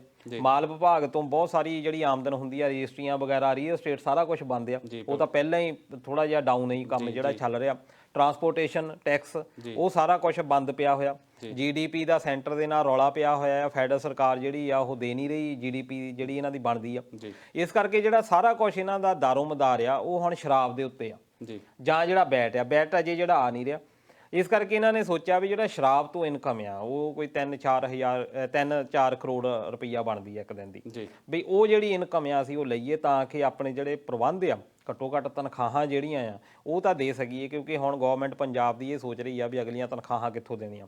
ਬਹੁਤ ਸਾਰੇ ਮੁਲਾਜ਼ਮਾਂ ਦੀਆਂ ਤਨਖਾਹਾਂ ਜਿਹੜੀਆਂ ਰੋਕੀਆਂ ਜਾ ਚੁੱਕੀਆਂ। ਪਹਿਲਾਂ ਕੱਟ ਲਾਉਣ ਲਈ ਕਿਹਾ ਜਾ ਰਿਹਾ ਸੀ ਵੀ ਤਾਂ ਇੰਨੇ % ਤੁਹਾਡੀ ਜਿਹੜੀ ਕੱਟ ਲਾਉਣੀ ਆ, ਪਰ ਹੁਣ ਇਹ ਕਿਹਾ ਜਾ ਰਿਹਾ ਵੀ ਅਜੇ ਜਿਹੜੀਆਂ ਫਿਲਹਾਲ ਤਨਖਾਹਾਂ ਵੀ ਰੋਕਣ ਦੇ ਉੱਤੇ ਵਿਚਾਰ ਚੱਲ ਰਿਹਾ। ਜਦੋਂ ਇਹੋ ਜਿਹੀ ਸਥਿਤੀ ਹੋਵੇ ਤਾਂ ਫਿਰ ਉਸ ਵੇਲੇ ਇਹ ਚਾਹੁੰਦੇ ਆ, ਤੁਸੀਂ ਹਰਿਆਣੇ ਦੀ ਗੱਲ ਲਾ ਲਓ, ਉਹਨਾਂ ਨੇ 2 ਰੁਪਏ ਤੋਂ ਲੈ ਕੇ 20 ਰੁਪਏ ਤੱਕ ਪਰ ਸ਼ਰਾਬ ਦੀ ਬੋਤਲ ਦੇ ਉੱਤੇ ਰੇਟ ਵਧਾ ਦਿੱਤੇ ਤਾਂ ਕਿ ਜਿਹੜੀ ਇਨਕਮ ਹਰਿਆਣੇ ਨੂੰ ਇਹ ਖੁਸ਼ਹਾਲ ਸਰਕਾਰ ਮੰਨੀਆਂ ਜਾਂਦੀਆਂ। ਪੰਜਾਬ ਦੇ ਤਾਂ ਹਾਲਾਤ ਚਲੋ ਸ਼ੁਰੂ ਤੋਂ ਹੀ ਜਿੱਦਾਂ ਕਹ ਲਓ ਵੀ ਗਰੀਬੀ ਦਾਅਵੇ ਵਾਲੇ ਆ, ਪਰ ਦਿੱਲੀ ਦੇ ਵਿੱਚ ਪਹਿਲਾਂ ਕੁਛ ਅਜੇ 2 ਵੀਕ ਜਾਂ 3 ਵੀਕ ਪਹਿਲਾਂ ਹੀ ਅਰਵਿੰਦ ਕੇਜਰੀਵਾਲ ਕਹਿੰਦੇ ਰਿਹਾ ਸੀ ਤਾਂ ਇੱਥੇ ਲੱਖਾਂ ਲੋਕਾਂ ਨੂੰ ਖਾਣਾ ਖਿਲਾ ਸਕਦੇ ਆ। ਉਹਨਾਂ ਨੇ ਵੀ ਹੁਣ ਹੱਥ ਖੜੇ ਕਰ ਦਿੱਤੇ ਕਿਉਂਕਿ ਇਨਕਮ ਆਉਣੀ ਜਿਹੜੀ ਆ, ਗਵਰਨਮੈਂਟ ਦੇ ਕੋਲ ਖਜ਼ਾਨੇ ਜਿਹੜੇ ਆ ਉਹ ਭਰੇ ਨਹੀਂ ਹੁੰਦੇ। ਇਹ ਨਹੀਂ ਹੁੰਦਾ ਵੀ ਖਜ਼ਾਨੇ ਬਹੁਤ ਭਰੇ ਹੋਏ ਆ। ਅਸਲ ਵਿੱਚ ਕੀ ਹੁੰਦਾ ਆ ਕਿ ਜਿਹੜੇ ਪੈਸੇ ਆ ਰਹੇ ਆ ਉਹੀ ਪੈਸੇ ਅੱਗੇ ਇਹਨਾਂ ਨੇ ਦੇਣੇ ਹੁੰਦੇ ਆ। ਤੇ ਹਾਂ ਗਵਰਨਮੈਂਟ ਜਿਹੜੀ ਆ ਇਨਕਮ ਦੇ ਉੱਤੇ ਜ਼ਿਆਦਾ ਵਿਚਾਰ ਕਰ ਰਹੀ ਆ। ਮੇਰੇ ਖਿਆਲ ਜਿਹੜੀ ਸਰਕਾਰਾਂ ਦੀ ਸੋਚ ਹੈ ਉਹ ਵੀ ਬਿਲਕੁਲ ਸਹੀ ਆ, ਕਿਉਂਕਿ ਇਹਦੇ ਵਰਗੀ ਤਾਂ ਮੇਰੇ ਖਿਆਲ ਇਹਨਾਂ ਕੋਲ ਇਹਦੇ ਸ਼ਰਾਬ ਵਰਗਾ ਤਾਂ ਬਿਜ਼ਨਸ ਹੀ ਹੈ ਨਹੀਂ ਇੰਡੀਆ ਦੇ ਵਿੱਚ। ਉੱਦਾਂ ਜਿਹੜਾ ਸਾਡਾ ਮਜ਼ਦੂਰ ਆ ਜਾਂ ਜਿਹੜਾ ਲੋਅਰ ਮਿਡਲ ਕਲਾਸ ਆ ਉਹਨੂੰ ਖਾਣ ਲਈ, ਰਾਸ਼ਨ ਲਈ ਸਰਕਾਰ ਦੇ ਮੂੰਹ ਵੱਲ ਵੇਂਦਾ। ਪਰ ਕੱਲ੍ਹ ਤੁਸੀਂ ਲਾਈਨਾਂ 'ਚ ਦੇਖਿਆ ਹੋਣਾ, ਬਹੁਤ ਜਿਹੜੀ ਤਾਦਾਦ ਸੀ ਉਹ ਮਜ਼ਦੂਰਾਂ ਦੀ ਸੀ, ਲੋਅਰ ਮਿਡਲ ਕਲਾਸ ਜਿਹੜੇ ਸੀ ਉਹ ਵੀ ਕਾਫੀ ਲਾਈਨਾਂ। ਸੋ ਜਿਨ੍ਹਾਂ ਨੇ ਇੱਕ ਦਿਨ 'ਚ ਕਰੋੜਾਂ ਰੁਪਇਆ ਜਿਹੜਾ ਆ ਉਹ ਸ਼ਰਾਬ 'ਤੇ ਖਰਚਤਾ, ਤੇ ਬਿਲਕੁਲ ਸਰਕਾਰ ਦੀ ਜਿਹੜੀ ਸੋਚ ਹੈ ਉਹ ਕਾਫੀ ਸਹੀ ਜਾ ਰਹੀ ਆ। ਇਹ ਤੋਂ ਤੁਸੀਂ ਅੰਦਾਜ਼ਾ ਲਾਓ ਵੀ ਸਾਡੀਆਂ ਜਿਹੜੀਆਂ ਮੁੱਢਲੀਆਂ ਲੋੜਾਂ ਆ ਉਹ ਦੇਵ ਸਿੱਧੂ ਸਾਹਿਬ ਸਿਰਫ 15-20% ਸਾਡੀ ਇਨਕਮ ਦੀਆਂ ਆ ਜੀ। ਬਾਕੀ ਜਿਹੜਾ 80% ਆ ਅਸੀਂ ਉੱਪਰ ਲਗਜ਼ਰੀ ਲਾਈਫ ਦੇ ਉੱਤੇ ਖਰਚ ਕਰਦੇ ਆ। ਆਹ ਕਰੋਨਾ ਲਾਈਫ ਨੇ ਇੱਕ ਰਿਐਲਿਟੀ ਦੱਸ ਦਿੱਤੀ ਆ ਵੀ ਅਸੀਂ ਲੋੜਾਂ ਹੀ ਬਹੁਤ ਵਧਾਈਆਂ ਆ। ਅਸੀਂ ਆਪਣੀਆਂ ਜੇ ਲੋੜਾਂ ਸੀਮਤ ਕਰ ਲਈਏ ਤਾਂ ਬਹੁਤ ਖੁਸ਼ਹਾਲ ਹੋ ਸਕਦੇ ਆ। ਬਹੁਤ ਸਾਰੇ ਬਜ਼ੁਰਗ ਜਾਂ ਸਾਡੇ ਜਿਹੜੇ ਮਹਾਪੁਰਸ਼ ਆ ਉਹ ਕਹਿ ਗਏ ਵੀ ਸਾਦਾ ਜੀਵਨ, ਸਾਦਾ ਤੁਸੀਂ ਰੋਟੀ, ਮੈਨੂੰ ਲੱਗਦਾ ਵੀ ਉਹਦੇ ਨਾਲ ਟੈਨਸ਼ਨ ਸੀ ਜਿਹੜੀਆਂ ਘੱਟ ਹੋਣਗੀਆਂ। ਹੁਣ ਤੁਸੀਂ ਇਹ ਵੀ ਇੱਕ ਡਾਟਾ ਆਇਆ ਪੂਰੇ ਇੰਡੀਆ ਦਾ ਕਿ ਲੋਕੀ ਘੱਟ ਮਰ ਰਹੇ ਆ ਇਸ ਵੇਲੇ। ਸ਼ਮਸ਼ਾਨ ਘਾਟ ਦੇ ਵਿੱਚ ਜਿੱਥੇ 30-30 ਲੋਕ ਜਿਹੜੇ ਆ ਰਹੇ ਸੀ, ਉਹਨੇ ਡਾਟਾ ਭੇਜਿਆ ਸ਼ਮਸ਼ਾਨ ਘਾਟਾਂ ਦਾ ਵੀ ਜਿੱਥੇ 30-30 ਲੋਕਾਂ ਦੀ ਜਿਹੜੀ ਡੈੱਡ ਬੋਡੀ ਇੱਕ ਦਿਨ ਦੇ ਵਿੱਚ ਆ ਰਹੀਆਂ ਸੀ, ਉੱਥੇ ਹੁਣ 9 ਜਾਂ 10 ਆ ਰਹੀਆਂ। ਲੋਕ ਮਰਨੇ ਘੱਟ ਹੋ ਗਏ, ਹਸਪਤਾਲਾਂ ਦੇ ਵਿੱਚ ਭੀੜਾਂ ਘੱਟ ਗਈਆਂ। ਕਾਰਨ ਕੀ ਹੋਇਆ ਕਿ ਪੋਲੂਸ਼ਨ ਦਾ ਲੈਵਲ ਬਹੁਤ ਘੱਟ ਗਿਆ, ਬਿਮਾਰੀਆਂ ਘੱਟ ਗਈਆਂ। ਦੂਜੀ ਗੱਲ ਹੈ ਕਿ ਐਕਸੀਡੈਂਟ ਦੇ ਵਿੱਚ ਲੱਖਾਂ ਹੀ ਲੋਕ ਮਰਦੇ ਸੀ ਹਰ ਸਾਲ। ਉਹ ਜਿਹੜੀ ਆ ਉਹ ਤੁਸੀਂ ਇਹ ਤੋਂ ਵੀ ਅੰਦਾਜ਼ਾ ਲਾਓ ਵੀ ਕਿੰਨੇ ਲੋਕਾਂ ਦੀ ਜਾਨ ਜਿਹੜੀ ਆ ਉਹ ਬਚੀ ਵੀ ਹੋਈ ਆ। ਇਹ ਸਾਨੂੰ ਕੁਝ ਇਹਨਾਂ ਗੱਲਾਂ ਦੇ ਉੱਤੇ ਵਿਚਾਰ ਜਿਹੜੀ ਆ ਉਹ ਕਰਨੀ ਪੈਣੀ ਆ। ਜੀ ਦਲਜੀਤ ਜੀ, ਆਪਾਂ ਪੰਜਾਬ ਦੀ ਗੱਲ ਕਰ ਰਹੇ ਹਾਂ ਤਾਂ ਮੈਂ ਚਾਹੁੰਦਾ ਕਿ ਆਪਾਂ ਜਾਂਦੇ ਜਿਹੜੇ ਪੰਜਾਬ ਦੇ ਕਰੋਨਾ ਵਾਇਰਸ ਕਰਕੇ ਹਾਲਾਤ ਆ ਉਹਨਾਂ ਦੀ ਗੱਲ ਵੀ ਕਰੀਏ। ਮੈਂ ਦੱਸਣਾ ਚਾਹੁੰਦਾ ਕਿ ਜੇਕਰ ਆਪਾਂ ਕੇਸਾਂ ਦੀ ਗੱਲ ਕਰੀਏ ਤਾਂ ਜਿਹੜੀ ਪੰਜਾਬ ਦੀ ਗਿਣਤੀ ਆ ਉਹ ਵੀ 1500 ਨੂੰ ਟੱਚ ਹੋਣ ਜਾ ਰਹੀ ਹੈ ਬਹੁਤ ਜਲਦੀ। 1492 ਜਿਹੜੇ ਕੇਸ ਆ ਉਹ ਹੁਣ ਤੱਕ ਰਜਿਸਟਰ ਕਰ ਲਏ ਗਏ ਨੇ ਕਰੋਨਾ ਵਾਇਰਸ ਦੇ, ਤੇ 25 ਤੋਂ ਵੱਧ ਮੌਤਾਂ ਹੋ ਚੁੱਕੀਆਂ ਪੰਜਾਬ ਦੇ ਵਿੱਚ। ਸੋ ਮੈਂ ਚਾਹੁੰਦਾ ਕਿ ਥੋੜਾ ਕਰੋਨਾ ਵਾਇਰਸ ਦੇ ਹਾਲਾਤਾਂ ਬਾਰੇ ਵੀ ਦੱਸੋ ਕਿ ਪੰਜਾਬ 'ਚ ਇਸ ਵੇਲੇ ਕੀ ਹਾਲਾਤ ਨੇ। ਪੰਜਾਬ ਦੇ ਵਿੱਚ ਵੀ ਸਥਿਤੀ ਬੜੀ ਚਿੰਤਾਜਨਕ ਹੈ, ਖਾਸ ਤੌਰ ਤੇ ਜਦੋਂ ਨੰਦੇੜ ਤੋਂ ਆਪਣੇ ਸ਼ਰਧਾਲੂ ਆਏ ਆ, ਸਿੱਖ ਸੰਗਤ ਆਈ ਆ, ਉਸ ਤੋਂ ਬਾਅਦ ਪ੍ਰਬੰਧ ਨਹੀਂ ਇੰਨੇ ਵਧੀਆ ਹੋ ਪਾਏ। ਉਹਦੇ ਵਿੱਚ ਆਪਾਂ ਪ੍ਰਸ਼ਾਸਨ ਦੀ ਵੀ ਲਾਪਰਵਾਹੀ ਕਹਿ ਸਕਦੇ ਹਾਂ, ਪਰ ਨਾਲ ਨਾਲ ਰਾਜਨੀਤਿਕ ਲੋਕਾਂ ਦੀ ਵੀ ਬਹੁਤ ਵੱਡੀ ਇਹਦੇ ਵਿੱਚ ਗਲਤ ਤਰੀਕੇ ਦੇ ਨਾਲ ਡੀਲ ਕਰਨ ਦੀ ਵੀ ਗੱਲ ਆ ਰਹੀ ਸਾਹਮਣੇ। ਉਹਨਾਂ ਨੇ ਆਪਣੇ ਜਿਹੜੇ ਜਿੱਦਾਂ ਕਹਿ ਲਓ ਸਿਫਾਰਸ਼ੀ ਜਿਹੜੇ ਬੰਦੇ ਸੀ ਉਹਨਾਂ ਨੂੰ ਸਿੱਧੇ ਜਿਹੜੇ ਆ ਬੱਸਾਂ ਤੋਂ ਉਤਾਰ ਕੇ ਲੈ ਗਏ ਆਪਣੇ ਘਰਾਂ ਦੇ ਵਿੱਚ, ਤੇ ਉਹਦੇ ਨਾਲ ਵੀ ਕਾਫੀ ਜਿਹੜਾ ਇਹ ਵਧਿਆ ਆ। ਹੁਣ ਇਹ ਸਟੇਜ 3 ਦੇ ਵਿੱਚ ਪੰਜਾਬ ਜਿਹੜਾ ਆ ਪਹੁੰਚ ਚੁੱਕਾ ਆ, ਜਿਹਦੇ ਵਿੱਚ ਕਿ ਬਹੁਤ ਸਾਰੇ ਲੋਕਾਂ ਨੂੰ ਪਤਾ ਹੀ ਨਹੀਂ ਲੱਗ ਰਿਹਾ ਵੀ ਇਹ ਸੋਰਸ ਕਿੱਥੋਂ ਮਿਲ ਰਿਹਾ ਆ।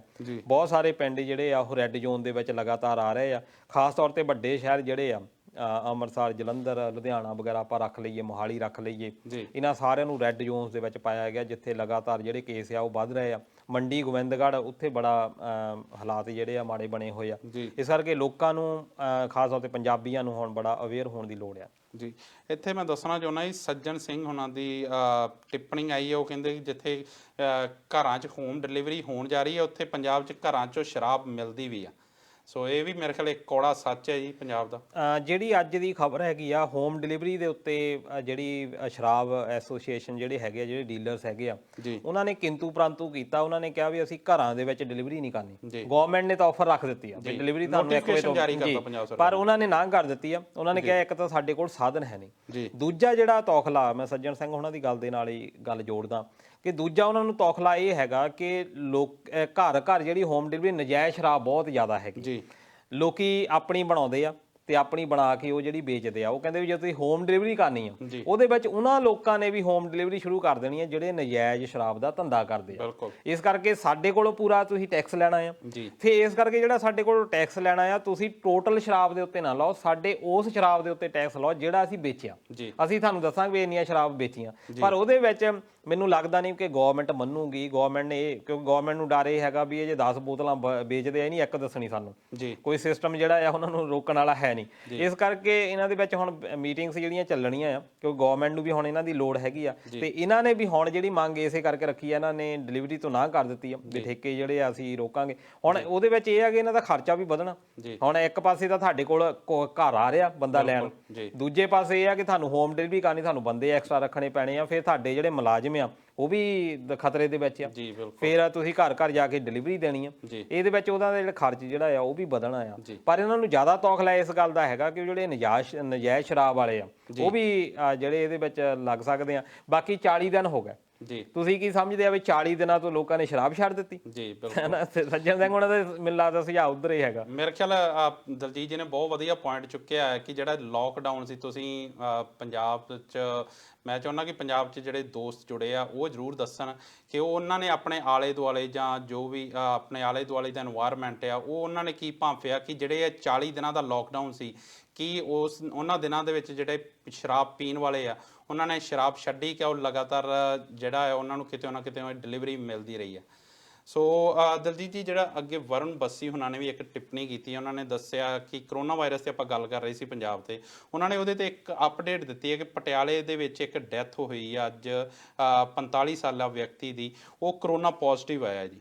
ਜੀ, ਉਹ ਵੀ ਪੋਜ਼ਿਟਿਵ ਹੈ। ਤੇ ਇੱਕ ਹੁਣੇ ਕੁਝ ਘੰਟੇ ਪਹਿਲਾਂ ਜਲੰਧਰ ਤੋਂ PGI ਦੇ ਵਿੱਚ ਇੱਕ ਨੌਜਵਾਨ ਦੀ ਡੈਥ ਹੋਈ ਆ ਜੀ। ਹਾਂ, ਤੇ ਹੁਣ ਬੜਾ ਖਾਦਸ਼ਾ ਹੈਗਾ ਇਸ ਕਰਕੇ, ਕਿਉਂਕਿ ਹੁਣ ਜ਼ਿਆਦਾ ਕੇਸ ਜਿਹੜੇ ਆ ਸਾਹਮਣੇ ਆਉਣੇ ਆ, ਇਸ ਰਿਐਲਿਟੀ ਨੂੰ ਆਪਾਂ ਨੂੰ ਸਵੀਕਾਰ ਕਰਨਾ ਪੈਣਾ ਜੀ, ਕਿਉਂਕਿ ਹੁਣ 3rd ਸਟੇਜ ਆ ਜੀ। 3rd ਸਟੇਜ ਦੇ ਵਿੱਚ ਲੋਕਾਂ ਨੂੰ ਹੁਣ ਬਾਰ-ਬਾਰ ਇਹ ਸਾਡੇ ਵੱਲੋਂ ਰਿਕੁਐਸਟ ਕੀਤੀ ਜਾ ਰਹੀ ਹੈ, ਕਿਉਂਕਿ ਆਪਾਂ ਇਹ ਪ੍ਰੋਗਰਾਮ ਕਰਦੇ ਜਦੋਂ ਦਸੰਬਰ ਤੋਂ, ਆਪਾਂ ਪਹਿਲੇ ਦਿਨ ਤੋਂ ਹੀ ਹਰ ਪ੍ਰੋਗਰਾਮ ਦੇ ਵਿੱਚ ਕਰੋਨਾ ਦੇ ਉੱਤੇ ਗੱਲ ਕੀਤੀ ਜਦੋਂ ਚਾਈਨਾ ਦੇ ਵਿੱਚ ਉੱਠਿਆ ਹੀ ਸੀ ਜੀ, ਬਿਲਕੁਲ। ਉਦੋਂ ਤੋਂ ਆਪਾਂ ਨਿਗਾਹ ਰੱਖੀ ਹੋਈ ਆ, ਤੇ ਉਦੋਂ ਤੋਂ ਆਪਾਂ ਇੱਕ ਉਹ ਪਲਾਨ ਦੇਖ ਰਹੇ ਆ ਵੀ ਕਿਸ ਤਰੀਕੇ ਦੇ ਨਾਲ ਅੱਗੇ ਵਧੇ ਆ। ਅਮਰੀਕਾ ਵੀ 3rd ਸਟੇਜ ਤੱਕ ਇਗਨੋਰ ਕਰਦਾ ਰਿਹਾ ਜੀ, ਵੀ ਇਹ ਤਾਂ ਅਸੀਂ ਰੋਕ ਲੈਣਾ ਹੈ, ਕਿਉਂਕਿ ਪਹਿਲਾਂ ਜਿਹੜੀ ਸਪੀਡ ਆ ਬਹੁਤ ਘੱਟ ਆ ਜੀ, ਪਤਾ ਨਹੀਂ ਲੱਗਦਾ, ਉਹਨਾਂ ਵਿੱਚ ਬਹੁਤ ਸਾਰੇ ਲੋਕ ਲੱਛਣ ਨਹੀਂ ਹੁਣ ਮੇਰੇ ਖਿਆਲ ਅਮਰੀਕਾ ਵੀ ਅਗਲੀ ਸਟੇਜ ਲਈ ਲੋਕਾਂ ਨੂੰ ਤਿਆਰ ਕਰ ਰਿਹਾ ਕਿ ਇੱਥੇ ਲੱਖਾਂ 'ਚ ਮੌਤਾਂ ਹੋ ਸਕਦੀਆਂ। ਬਿਲਕੁਲ 2.5 ਲੱਖ ਤਾਂ ਪਹਿਲਾਂ ਕਹਿ ਚੁੱਕੇ ਸੀ, ਹੁਣ ਕੱਲ ਦੀ ਹੈਗੀ ਆ ਕਿ 1,38,000 ਹੁਣ ਮੰਨਣ ਲੱਗ ਗਏ ਆ ਜੀ ਬਈ ਇੰਨੇ ਕਿ ਜਿਹੜੀਆਂ ਮੌਤਾਂ ਆ ਉਹ ਹੋ ਸਕਦੀਆਂ ਜੀ।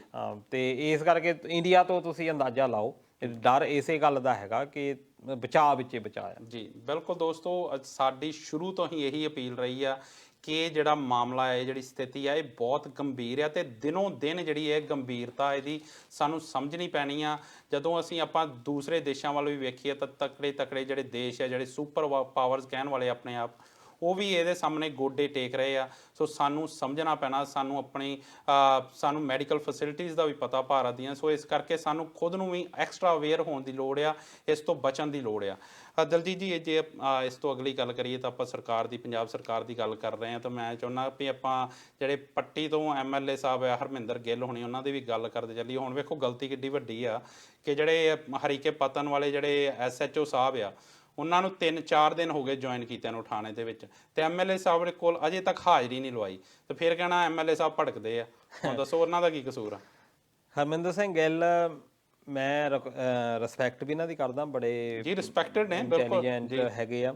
ਖਾਸ ਤੌਰ ਤੇ ਜਦੋਂ ਇੱਕ ਵਾਰੀ ਸਾਕਾ ਨੀਲਾ ਤਾਰਾ ਦੇ ਬਾਰੇ ਬਹਿਸ ਚੱਲੀ ਸੀ ਅਸੈਂਬਲੀ ਦੇ ਵਿੱਚ, ਜੀ ਮੁੱਖ ਮੰਤਰੀ ਅਮਰਿੰਦਰ ਸਿੰਘ ਉਦੋਂ ਹੈਗੇ ਸੀ, ਇਹਨਾਂ ਤੋਂ ਕਾਫੀ ਇਹਨਾਂ ਨੇ ਉਹ ਲੈਕਚਰ ਦੇ ਵਿੱਚ ਫੈਕਟ ਦੱਸੇ ਸੀ, ਮੈਨੂੰ ਬੜੇ ਪ੍ਰਭਾਵਿਤ ਕੀਤੇ। ਉਸ ਵੇਲੇ ਸ਼ਾਇਦ ਮੈਂ ਪਹਿਲੀ ਵਾਰ ਇਹਨਾਂ ਦਾ ਕੋਈ ਲੈਕਚਰ ਸੁਣਿਆ ਸੀ। ਬਹੁਤ ਵਧੀਆ ਬੁਲਾ ਰਹੇ ਨੇ, ਬਹੁਤ ਵਧੀਆ ਬੁਲਾ ਰਹੇ ਨੇ, ਤੇ ਬਹੁਤ ਵਧੀਆ ਰਿਸਪੈਕਟਡ ਪੋਲੀਟੀਸ਼ੀਅਨ ਨੇ, ਇਹਦੇ ਵਿੱਚ ਕੋਈ ਦੋ ਰਾਏ ਨਹੀਂ। ਤੇ ਦੂਜਾ ਹੈਗਾ ਕਿ ਸਿੱਖ ਇਤਿਹਾਸ ਦੇ ਬਾਰੇ, ਸਿੱਖ ਮਰਿਆਦਾ ਦੇ ਬਾਰੇ ਬੜੀ ਨੌਲੇਜ ਰੱਖਦੇ, ਗਹਿਰੀ ਨੌਲੇਜ। ਪਰ ਇਹ ਜਿਹੜੀ ਆ ਗੱਲ ਹੋਈ ਆ, ਉਹ ਤੋਂ ਇਹ ਹੋ ਜਾਂਦਾ ਕਿ ਤੁਸੀਂ ਕੀ ਜੋ ਤੁਸੀਂ ਕਹਿ ਰਹੇ ਆ, ਜੋ ਤੁਸੀਂ ਦਿਖਾ ਰਹੇ ਆ, ਕਿ ਤੁਸੀਂ ਰਿਐਲਿਟੀ ਦੇ ਵਿੱਚ ਉਹ ਹੈਗੇ ਆ ਜੀ। ਪਰ ਇਹ ਇਦਾਂ ਦੀ ਹੈਗੀ ਕਿ ਸਾਡੀ ਇਹ ਰਾਜਨੀਤੀ ਇਦਾਂ ਦੀ ਹੋ ਗਈ ਆ ਕਿ ਗੰਦਲੀ ਹੋ ਚੁੱਕੀ ਆ ਜੀ। ਇਹਦੇ ਵਿੱਚ ਲੋਕਾਂ ਨੂੰ ਪਤਾ ਹੀ ਨਹੀਂ ਕਿ ਸਾਡੇ ਕੋਲ ਪਾਵਰਸ ਕੀ ਆ। ਹਰ ਕੋਈ ਬੰਦਾ ਜਿਹੜੀ ਆਪਣੀ ਪਾਵਰ ਆ ਉਹ ਸ਼ੋਅ ਕਰਨੀ ਚਾਹੁੰਦਾ ਜੀ, ਕਿਉਂਕਿ ਇੱਕ MLA ਦੇ ਕੋਲ ਹੁੰਦਾ ਵੀ 5 ਸਾਲ ਹੁੰਦੇ ਆ ਜੀ, ਜਿਹਨੂੰ ਇਹਨੇ ਦਬ ਕੇ ਮਾਰਿਆ SHO ਨੂੰ ਜੀ, ਉਹ ਤਾਂ 60 ਸਾਲ ਤੱਕ ਉੱਥੇ ਬੈਠਾ ਰਹਿਣਾ ਕੁਰਸੀ ਤੇ। ਇਹ ਸਿਰਫ ਉਹਨੂੰ ਕੀ ਕਰ ਦੇਣਗੇ, ਸਸਪੈਂਡ ਕਰ ਦੇਣਗੇ, ਬਾਅਦ ਵਿੱਚ ਫੇਰ ਆ ਜਾਣਾ ਉਹਨੇ ਜੀ, ਹਨਾ। ਨੌਕਰੀ ਤੋਂ ਇਹ ਨਹੀਂ ਵੀ ਕੋਈ ਬਹੁਤ ਵੱਡਾ ਕ੍ਰਾਈਮ ਕੀਤਾ ਹੋਊਗਾ ਤਾਂ ਉਹਨੂੰ ਲਾ ਦੇਣਾ, ਉਹਨੇ ਬਾਰ-ਬਾਰ ਮੁੜ ਕੇ ਇਹਨਾਂ ਦੇ ਮੂਹਰੇ ਆਉਣਾ ਜੀ। ਪਰ ਇਹ ਕੀ ਕਰਦੇ ਆ ਕਿ 5 ਸਾਲਾਂ ਦੇ ਵਿੱਚ ਇਹਨਾਂ ਨੂੰ ਯੂਜ਼ ਕਿੱਦਾਂ ਕਰੀਏ ਤਾਂ ਕਿ ਅਸੀਂ ਇਹਨਾਂ ਤੋਂ ਕੰਮ ਲਈ ਜਾਈਏ, ਤਾਂ ਕਿ ਲੋਕਾਂ ਦੇ ਉੱਤੇ ਰੋਹਬ ਇੱਕ ਬਣਿਆ ਰਵੇ ਕਿ ਅਸੀਂ ਜਿਹੜੇ ਬਹੁਤ ਵੱਡੇ ਜਿਹੜੇ ਤੁਹਾਡੇ ਹੈਗੇ ਖਿਦਮਤਗਾਰ, ਇਹਨਾਂ ਕੋਲੋਂ ਸਿੱਧੇ ਨਾ ਇਹ ਕੰਮ ਕਰਨ ਲੱਗ ਜਾਣ। ਲੋਕਾਂ ਦੀਆਂ ਕੋਲ ਵੋਟਾਂ ਪਵਾਈਆਂ ਹੁੰਦੀਆਂ ਵੀ ਲੋਕ ਸਾਨੂੰ ਆ ਕੇ ਕਹਿਣ, ਅਸੀਂ ਇਹਨਾਂ ਨੂੰ ਕਹੀਏ ਜੀ ਕਰਨਾ। ਜੇ ਪੁਲਿਸ ਨੂੰ ਪਤਾ ਆ, ਪੁਲਿਸ ਨੇ ਇਨਵੈਸਟੀਗੇਸ਼ਨ ਜਿਹੜੀ ਕਰਨੀ ਆ, ਇੱਕ ਇੰਡੀਪੈਂਡੈਂਟ ਬੋਡੀ ਹੋਣੀ ਚਾਹੀਦੀ ਆ, ਪਰ ਇਹਨਾਂ ਨੇ ਇੰਡੀਪੈਂਡੈਂਟ ਉਹਨੂੰ ਰਹਿਣ ਨਹੀਂ ਦਿੱਤਾ, ਉਹਦੇ ਵਿੱਚ ਦਖਲਅੰਦਾਜ਼ੀ ਇੰਨਾ ਕੀਤੀ ਆ। ਹੁਣ ਅਸੀਂ ਕਹਿੰਦੇ ਆ ਵੀ ਪੁਲਿਸ ਵਾਲੇ ਗਲਤ ਆ, ਪਰ ਕਿਹਨੇ ਗਲਤ ਬਣਾਏ ਆ? ਇਹ ਪੋਲੀਟੀਸ਼ੀਅਨਸ ਨੇ ਬਣਾਏ ਆ, ਉਹਨਾਂ ਦੇ ਕੋਲੋਂ ਨਜਾਇਜ਼ ਕੰਮ ਕਰਵਾਉਂਦੇ ਆ। ਬਰਗਾੜੀ ਕਾਂਡ ਦੇ ਵਿੱਚ ਇੰਨਾ ਕੁਝ ਹੋਇਆ, ਪਤਾ ਵੀ ਆ ਸਾਰਾ ਕੁਝ, ਪਰ ਉਹ ਦੇਖੋ ਡਰਦੇ ਨਾ ਹੀ ਨਹੀਂ ਲੈ ਰਹੇ ਇਹਨਾਂ ਦਾ। ਕਿਉਂ ਨਹੀਂ ਲੈ ਰਹੇ? ਕਿ ਇਹਨਾਂ ਨੂੰ ਪਹਿਲਾਂ ਹੀ ਉਹਨਾਂ ਨੂੰ ਪਤਾ ਆ ਵੀ ਨਹੀਂ, ਸਾਡੇ ਪਰਿਵਾਰਾਂ ਤੱਕ ਵੀ ਨੁਕਸਾਨ ਪਹੁੰਚਾ ਦੇਣਾ। ਇਸ ਕਰਕੇ ਪੁਲਿਸ ਦੇ ਵਿੱਚ ਇਹ ਜਿਹੜੀ ਦਖਲਅੰਦਾਜ਼ੀ ਆ, ਇਹ ਤਾਂ ਚਲੋ ਸਾਹਮਣੇ ਆ ਗਿਆ, ਹਰ MLA ਇਹੀ ਕਰਦਾ। ਬਿਲਕੁਲ। ਹੁਣ ਇਹ ਕੋਈ ਕ੍ਰਾਈਮ ਥੋੜੀ ਆ। ਨਵਦੀਪ ਸਿੰਘ ਜੇ SHO ਬਣਿਆ, ਅਖੇ ਤੁਸੀਂ ਮੈਨੂੰ ਸਤਿ ਸ੍ਰੀ ਅਕਾਲ ਕਿਉਂ ਨਹੀਂ ਬੁਲਾਉਣਾ ਹੈ? ਠੀਕ ਹੈ, ਤੁਸੀਂ ਸਤਿ ਸ੍ਰੀ ਅਕਾਲ, ਤੁਸੀਂ ਤੁਹਾਨੂੰ ਕਿਉਂ ਬੁਲਾਵੇ? ਇਲਾਕੇ ਦਾ ਜਿਹੜਾ ਕਹਿੰਦੇ ਹੁੰਦੇ ਆ, ਫਿਲਮਾਂ 'ਚ ਦਿਖਾਉਂਦੇ ਆ ਨਾ ਕਿ ਬਾਹੂਬਲੀ ਜਾਂ ਬੌਸ ਕਹਿ ਸਕਦੇ ਆ, ਤੇ ਉਹਨਾਂ ਕੋਲ ਹਾਜ਼ਰੀ ਲਵਾਉਣ ਤਾਂ ਜਾਣਾ ਪੈਂਦਾ ਨਾ। ਬਾਕੀ ਮੈਂ ਇੰਡੋਜ਼ TV ਦੇ ਮਾਧਿਅਮ ਦੇ ਰਾਹੀਂ ਪੰਜਾਬ ਦੇ ਲੋਕਾਂ ਨੂੰ ਇਹ ਜ਼ਰੂਰ ਜਾਣਕਾਰੀ ਦੇ ਦੇਵਾਂ ਵੀ ਦੋਸਤੋ, ਐਮਐਲਏ ਦੀਆਂ ਪਾਵਰਾਂ ਸਰਪੰਚ ਦੇ ਨਾਲੋਂ ਘੱਟ ਹੁੰਦੀਆਂ ਜੀ। ਇਸ ਗੱਲ ਨੂੰ ਤੁਹਾਨੂੰ ਸਮਝਣਾ ਪੈਣਾ ਆ ਜੀ ਕਿ ਐਮਐਲਏ ਸਿਰਫ ਇੰਨਾ ਕਿਹਾ ਕਿ ਉਹ ਕੜੀ ਦਾ ਕੰਮ ਕਰਦਾ ਅਸੈਂਬਲੀ ਵਿੱਚ, ਜਿੱਥੇ ਕਿ ਲਾਅ ਬਣਦੇ ਆ, ਉਹ ਲਾਅ ਬਣਾਉਣ ਦੇ ਵਿੱਚ ਇੱਕ ਭੂਮਿਕਾ ਦੇ ਤੌਰ ਦੇ ਉੱਤੇ ਆ। ਕਦੀ ਤੁਸੀਂ ਦੇਖਿਆ ਵੀ ਐਮਐਲਏ ਆਪ ਨਹੀਂ ਪੈਸਾ ਖਰਚ ਕਰ ਸਕਦਾ, ਬਿਲਕੁਲ ਸਰਪੰਚ ਦੇ ਕੋਲ ਪਾਵਰ ਆ ਜੀ। ਫੇਰ ਤੁਸੀਂ ਇੱਥੋਂ ਅੰਦਾਜ਼ਾ ਲਾਓ ਐਮਐਲਏ ਜਿਹੜਾ ਸਾਨੂੰ ਗ੍ਰਾਂਟ ਵੀ ਨਹੀਂ ਦੇ ਸਕਦਾ। ਇਹ ਤਾਂ ਇਹ ਸਰਕਾਰਾਂ ਦੀ ਜਾਨੀ ਚਲੋ ਕਹਿ ਲਓ ਬਈ ਸਹਿਮਤੀ ਹੋ ਜਾਂਦੀ ਆ ਵੀ ਤੁਹਾਨੂੰ ਪੈਸੇ ਦੇ ਸਕਦੇ ਆ, ਪਾਵਰਾਂ ਸਰਪੰਚ ਸਾਹਿਬ ਕੋਲ, ਪਰ ਗੋਡੀ ਦੇ ਜਾ ਕੇ ਗੋਡੀ ਉੱਤੇ ਅਸਲ ਵਿੱਚ ਉਹੀ ਆ ਵੀ ਉਹਨੂੰ ਦੱਸਿਆ ਹੀ ਨਾ ਜਾਵੇ, ਗੁਲਾਮੀ ਪਹਿਲੇ ਅਹਿਸਾਸ ਕਰਾ ਦਿੱਤੀ ਜਾਵੇ। ਸਰਪੰਚ ਦੇ ਕੋਲ ਕਿੱਡੀ ਪਾਵਰ ਆ ਕਿ ਉਹ ਬੰਦਾ ਦੇਖੋ, ਤੁਸੀਂ ਕੋਰਟ ਮੈਰਿਜ ਐਨਆਰਆਈ ਸਾਡੇ ਕਰਵਾਉਂਦੇ ਆ ਜੀ, ਕਦੀ ਐਮਐਲਏ ਕੋਲ ਮੋਹਰ ਲਵਾਉਣ ਗਏ? ਬਿਲਕੁਲ। ਤੁਸੀਂ ਸਰਪੰਚ ਨੂੰ ਲੱਭਦੇ ਆ, ਲੰਬੜਦਾਰ ਨੂੰ ਸਮਝਦੇ ਆ, ਠੀਕ ਹੈ, ਐਡੀ ਉਹਦੀ ਪਹੁੰਚ ਆ। ਐਮਐਲਏ ਸਾਹਿਬ ਤਾਂ ਮੇਰੇ ਖਿਆਲ ਵਿਆਹਾਂ ਭੋਗਾਂ ਤੇ ਆਉਣ ਲਈ ਰੱਖੇ ਇਹਦੇ ਕਰਕੇ ਆ। ਪਰ ਇਹ ਕੀ ਆ ਕਿ ਇਹਨਾਂ ਨੇ ਇੱਕ, ਤੁਸੀਂ ਦੇਖੋ ਕਿ ਬਹੁਤ ਸਾਰੇ ਦੋਸਤ ਕਹਿਣਗੇ ਨਹੀਂ ਗ੍ਰਾਂਟਾਂ ਤਾਂ ਇਹੀ ਦਿੰਦੇ ਆ, ਜੇ ਇਹੀ ਦਿੰਦੇ ਆ ਫਿਰ ਹਾਰੇ ਕਿੱਦਾਂ ਦੇਈ ਜਾਂਦੇ ਆ? ਹੁਣ ਮੰਨ ਲਓ ਕਿ ਇਹ ਕਾਂਗਰਸੀਆਂ ਦੇ ਜਿਹੜੇ ਹੁਣ ਅਕਾਲੀ ਜਿੱਤੇ ਹੋਏ ਆ, ਜਦੋਂ ਇਹਨਾਂ ਨੇ ਗ੍ਰਾਂਟਾਂ ਵੰਡਣੀਆਂ ਨਹੀਂ, ਆਪਣੇ ਹਲਕਾ ਇੰਚਾਰਜ ਲਾ ਕੇ ਆਪਣੀ ਗ੍ਰਾਂਟ ਵੰਡਣੀ ਆ। ਬਿਲਕੁਲ। ਜੇ ਐਮਐਲਏ ਨੂੰ ਅਧਿਕਾਰ ਹੋਵੇ, ਉਹ ਕਿਉਂ ਨਹੀਂ ਵੰਡ ਰਿਹਾ? ਹਲਕਾ ਇੰਚਾਰਜ ਕਿਉਂ ਬਣ ਰਿਹਾ? ਉਹਦਾ ਕਾਰਨ ਇਹ ਆ ਕਿ ਜਿਹੜਾ ਮਿਨਿਸਟਰ ਆ ਉਹਨੇ ਰਿਲੀਜ਼ ਕਰਨਾ ਫੰਡ ਆਪਣੇ ਮਹਿਕਮੇ ਚੋਂ, ਉਹਨੇ ਆਪਣੇ ਜਿਹੜੇ ਬੰਦੇ ਨੂੰ ਅੱਗੇ ਨੋਮੀਨੇਟ ਕਰਨਾ, ਉਹ ਐਮਐਲਏ ਵੀ ਹੋ ਸਕਦਾ ਤੇ ਜਾਂ ਹਲਕਾ ਇੰਚਾਰਜ ਵੀ ਹੋ ਸਕਦਾ, ਉਹ ਜਿਹੜਾ ਆ ਸਿੱਧਾ ਪੈਸਾ ਜਿਹੜਾ ਆ ਉਹ ਅੱਗੇ ਵੰਡ ਸਕਦਾ, ਪਰ ਲਾਉਣਾ ਜਿਹੜਾ ਆ ਉਹ ਸਰਪੰਚ ਨੇ ਆ। ਇਸ ਕਰਕੇ ਇਹਦਾ ਸਿਰਫ ਇੰਨਾ ਗਿਆ, ਜੇ ਇਹਨੂੰ ਕੋਈ ਸਮੱਸਿਆ ਹੈਗੀ ਸੀ, ਇਹਦੇ ਕੋਲ ਅਧਿਕਾਰ ਨਹੀਂ ਉਹਨੂੰ ਦਬਕਾ ਮਾਰਨ ਦਾ, ਇਹ ਜਾ ਕੇ ਉੱਥੇ ਅਸੈਂਬਲੀ ਦੇ ਵਿੱਚ ਆਪਣੀ ਗੱਲ ਰੱਖ ਸਕਦਾ ਸੀ ਵੀ ਮੇਰਾ ਐਸਐਚਓ ਆ, ਉਹ ਆਇਆ ਨਹੀਂ। ਉਹਦੇ ਵਿੱਚ ਵੀ ਦੋ ਤਰ੍ਹਾਂ ਦੇ ਸਵਾਲ ਪੁੱਛੇ ਜਾਂਦੇ ਅਸੈਂਬਲੀ ਦੇ ਵਿੱਚ, ਇੱਕ ਹੁੰਦੇ ਔਰਲ, ਵੀ ਜਦੋਂ ਤੁਸੀਂ ਸਵਾਲ ਪੁੱਛ ਲਿਆ ਤੇ ਮੋਹਰੇ ਮਿਨਿਸਟਰ ਬੈਠਾ ਹੁੰਦਾ ਸੰਬੰਧਿਤ ਮਹਿਕਮੇ ਦੇ ਨਾਲ, ਜਾਂ ਚੀਫ ਮਿਨਿਸਟਰ ਬੈਠਾ ਹੁੰਦਾ, ਉਹਨੇ ਉੱਥੇ ਜਵਾਬ ਦੇ ਦੇਣਾ ਹੁੰਦਾ। ਦੂਜਾ ਇਹ ਹੁੰਦਾ ਵੀ ਤੁਹਾਨੂੰ ਲਿਖਤੀ ਜਵਾਬ ਦਿੱਤਾ ਜਾਂਦਾ, ਤੁਸੀਂ ਪੁੱਛ ਲੈਂਦੇ ਹੋ, ਜੇ ਤੁਸੀਂ ਨਹੀਂ ਵੀ ਇਦਾਂ ਬੋਲਣਾ ਸੀ, ਤੁਸੀਂ ਲਿਖਤੀ ਜਾ ਕੇ ਉਹਨਾਂ ਨੂੰ ਦਿੰਦੇ ਤੇ ਤੁਹਾਨੂੰ ਰਿਟਨ ਦੇ ਵਿੱਚ ਜਵਾਬ ਮਿਲ ਜਾਣਾ ਸੀ, ਉਹਨੂੰ ਜਾ ਕੇ ਤੁਸੀਂ ਪੁੱਛਦੇ ਵੀ ਤੁਹਾਡੀ ਜੀ ਆਹ ਸਮੱਸਿਆ ਹੈਗੀ ਆ। ਪਰ ਉਹ ਅਗੇਂਸਟ ਦਾ ਲਾਅ ਸੀ, ਇਸ ਕਰਕੇ ਇਹ ਦਬਾਅ ਬਣਾ ਕੇ ਰੱਖਣਾ ਚਾਹੁੰਦੇ ਆ, ਕਿਉਂਕਿ ਲੋਕਾਂ ਨੂੰ ਇਹ ਪਤਾ ਨਹੀਂ ਵੀ ਐਮਐਲਏ ਕੋਈ ਚੀਜ਼ ਹੀ ਹੈ ਨਹੀਂ, ਐਮਐਲਏ ਕੁਛ ਨਹੀਂ ਹੈਗਾ, ਇਹ ਲੋਕਾਂ ਨੂੰ ਸਮਝਣਾ ਪੈਣਾ। ਪਰ ਸਾਡੇ ਲੋਕਾਂ ਨੇ ਐਮਐਲਏ ਨੂੰ ਜਿਹੜਾ ਏਡਾ ਤਕੜਾ ਬਣਾ ਦਿੱਤਾ ਕਿ ਉਹ ਐਮਐਲਏ ਜਿਹੜਾ ਆ ਨਜਾਇਜ਼ ਕੰਮ, ਇੱਥੋਂ ਹੀ ਅਸਲ ਵਿੱਚ ਸਟਾਰਟਿੰਗ ਗਲਤ ਹੋਈ ਆ। ਸਾਡਾ ਜਿਹੜਾ ਭਾਰਤ ਦਾ ਸੰਵਿਧਾਨ ਆ, ਇਹ ਕਹਿੰਦਾ ਪੰਚਾਇਤੀ ਰਾਜ ਦੇ ਉੱਤੇ ਜ਼ੋਰ ਦਿੰਦਾ। ਹੁਣ ਅਸੀਂ ਬਲਾਕ ਸੰਮਤੀ ਦੀਆਂ ਵੋਟਾਂ ਪਾਈਆਂ, ਤੁਸੀਂ ਵੀ ਪਾਈਆਂ ਹੋਣੀਆਂ, ਜ਼ਿਲ੍ਹਾ ਪ੍ਰੀਸ਼ਦ ਅਸੀਂ ਜਿਤਾਉਂਦੇ ਆ, ਸਰਪੰਚ ਤੋਂ ਬਾਅਦ ਅਸੀਂ ਵਿੱਚੋਂ ਮਿਸਿੰਗ ਕਰਦੇ ਆ, ਨਾ ਅਸੀਂ ਬਲਾਕ ਸੰਮਤੀ ਵਾਲੇ ਕੋਲ ਜਾਂਦੇ, ਨਾ ਅਸੀਂ ਜ਼ਿਲ੍ਹਾ ਪ੍ਰੀਸ਼ਦ ਕੋਲ ਜਾਂਦੇ ਆ। ਜੇ ਉਹਨਾਂ ਦੇ ਅਸੀਂ ਕੰਮ ਦੇਖ ਲਈਏ, ਜੇ ਅਸੀਂ ਉਹਨਾਂ ਦੀਆਂ ਗ੍ਰਾਂਟਾਂ ਦੇਖ ਲਈਏ, ਉਹ ਐਮਐਲਏ ਨਾਲੋਂ ਕਿਤੇ ਵੱਧ ਹੁੰਦੇ ਆ। ਬਿਲਕੁਲ। ਪਰ ਇੱਕ ਸੋਚੀ ਸਮਝੀ ਸਾਜ਼ਿਸ਼ ਦੇ ਨਾਲ ਇਹੋ ਜਿਹੇ ਲੋਕਾਂ ਨੇ ਆਪਣਾ ਪ੍ਰਭਾਵ ਪਾਉਣ ਦੇ ਲਈ, ਸਰਕਾਰਾਂ ਨੇ ਵੀ ਇਹਦੇ ਨਾਲ ਤਾਂ ਸਾਡਾ ਜਿਹੜਾ ਐਮਐਲਏ ਨੇ, ਕਿਉਂਕਿ ਐਮਐਲਏ ਨੇ ਜਾ ਕੇ ਚੀਫ ਮਿਨਿਸਟਰ ਬਣਾਉਣਾ, ਐਮਐਲਏ ਦੀ ਵੋਟ ਜਿਹੜੀ ਹੈ ਜਾ ਕੇ ਪ੍ਰੈਜ਼ੀਡੈਂਟ ਬਣਾਉਣਾ, ਵਾਈਸ ਪ੍ਰੈਜ਼ੀਡੈਂਟ ਹੀ ਨਹੀਂ ਬਣਾਉਣਾ, ਰਾਜ ਸਭਾ ਦਾ ਮੈਂਬਰ ਹੀ ਨਹੀਂ ਨੋਮੀਨੇਟ ਕਰਨਾ। ਇਸ ਕਰਕੇ ਇਹਨਾਂ ਨੂੰ ਅੱਗੇ ਕਰੋ। ਪਰ ਦਲਜੀਤ ਜੀ, ਜਿੱਦਾਂ ਤੁਸੀਂ ਕਹਿ ਰਹੇ ਵੀ ਇਹ ਦਬਕਾ ਨਹੀਂ ਮਾਰਨਾ ਚਾਹੀਦਾ ਵਿਧਾਨ ਸਭਾ ਜਾ ਕੇ ਗੱਲ, ਪਰ ਵਿਧਾਨ ਸਭਾ ਕਦੋਂ ਗੱਲ ਕਰਦੇ, ਕਦੋਂ ਜਾਂ ਕੁਛ ਉਹਦੇ ਤੇ ਕਾਰਵਾਈ ਹੁੰਦੀ।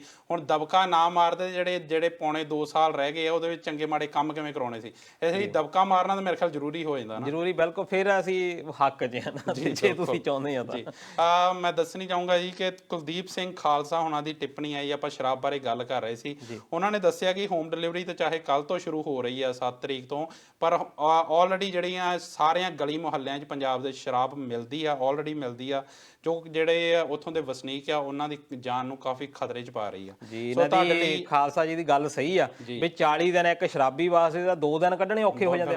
40 ਦਿਨ ਤੋਂ ਕਿਸੇ ਨੇ ਮੰਗ ਵੀ ਨਹੀਂ ਰੱਖੀ।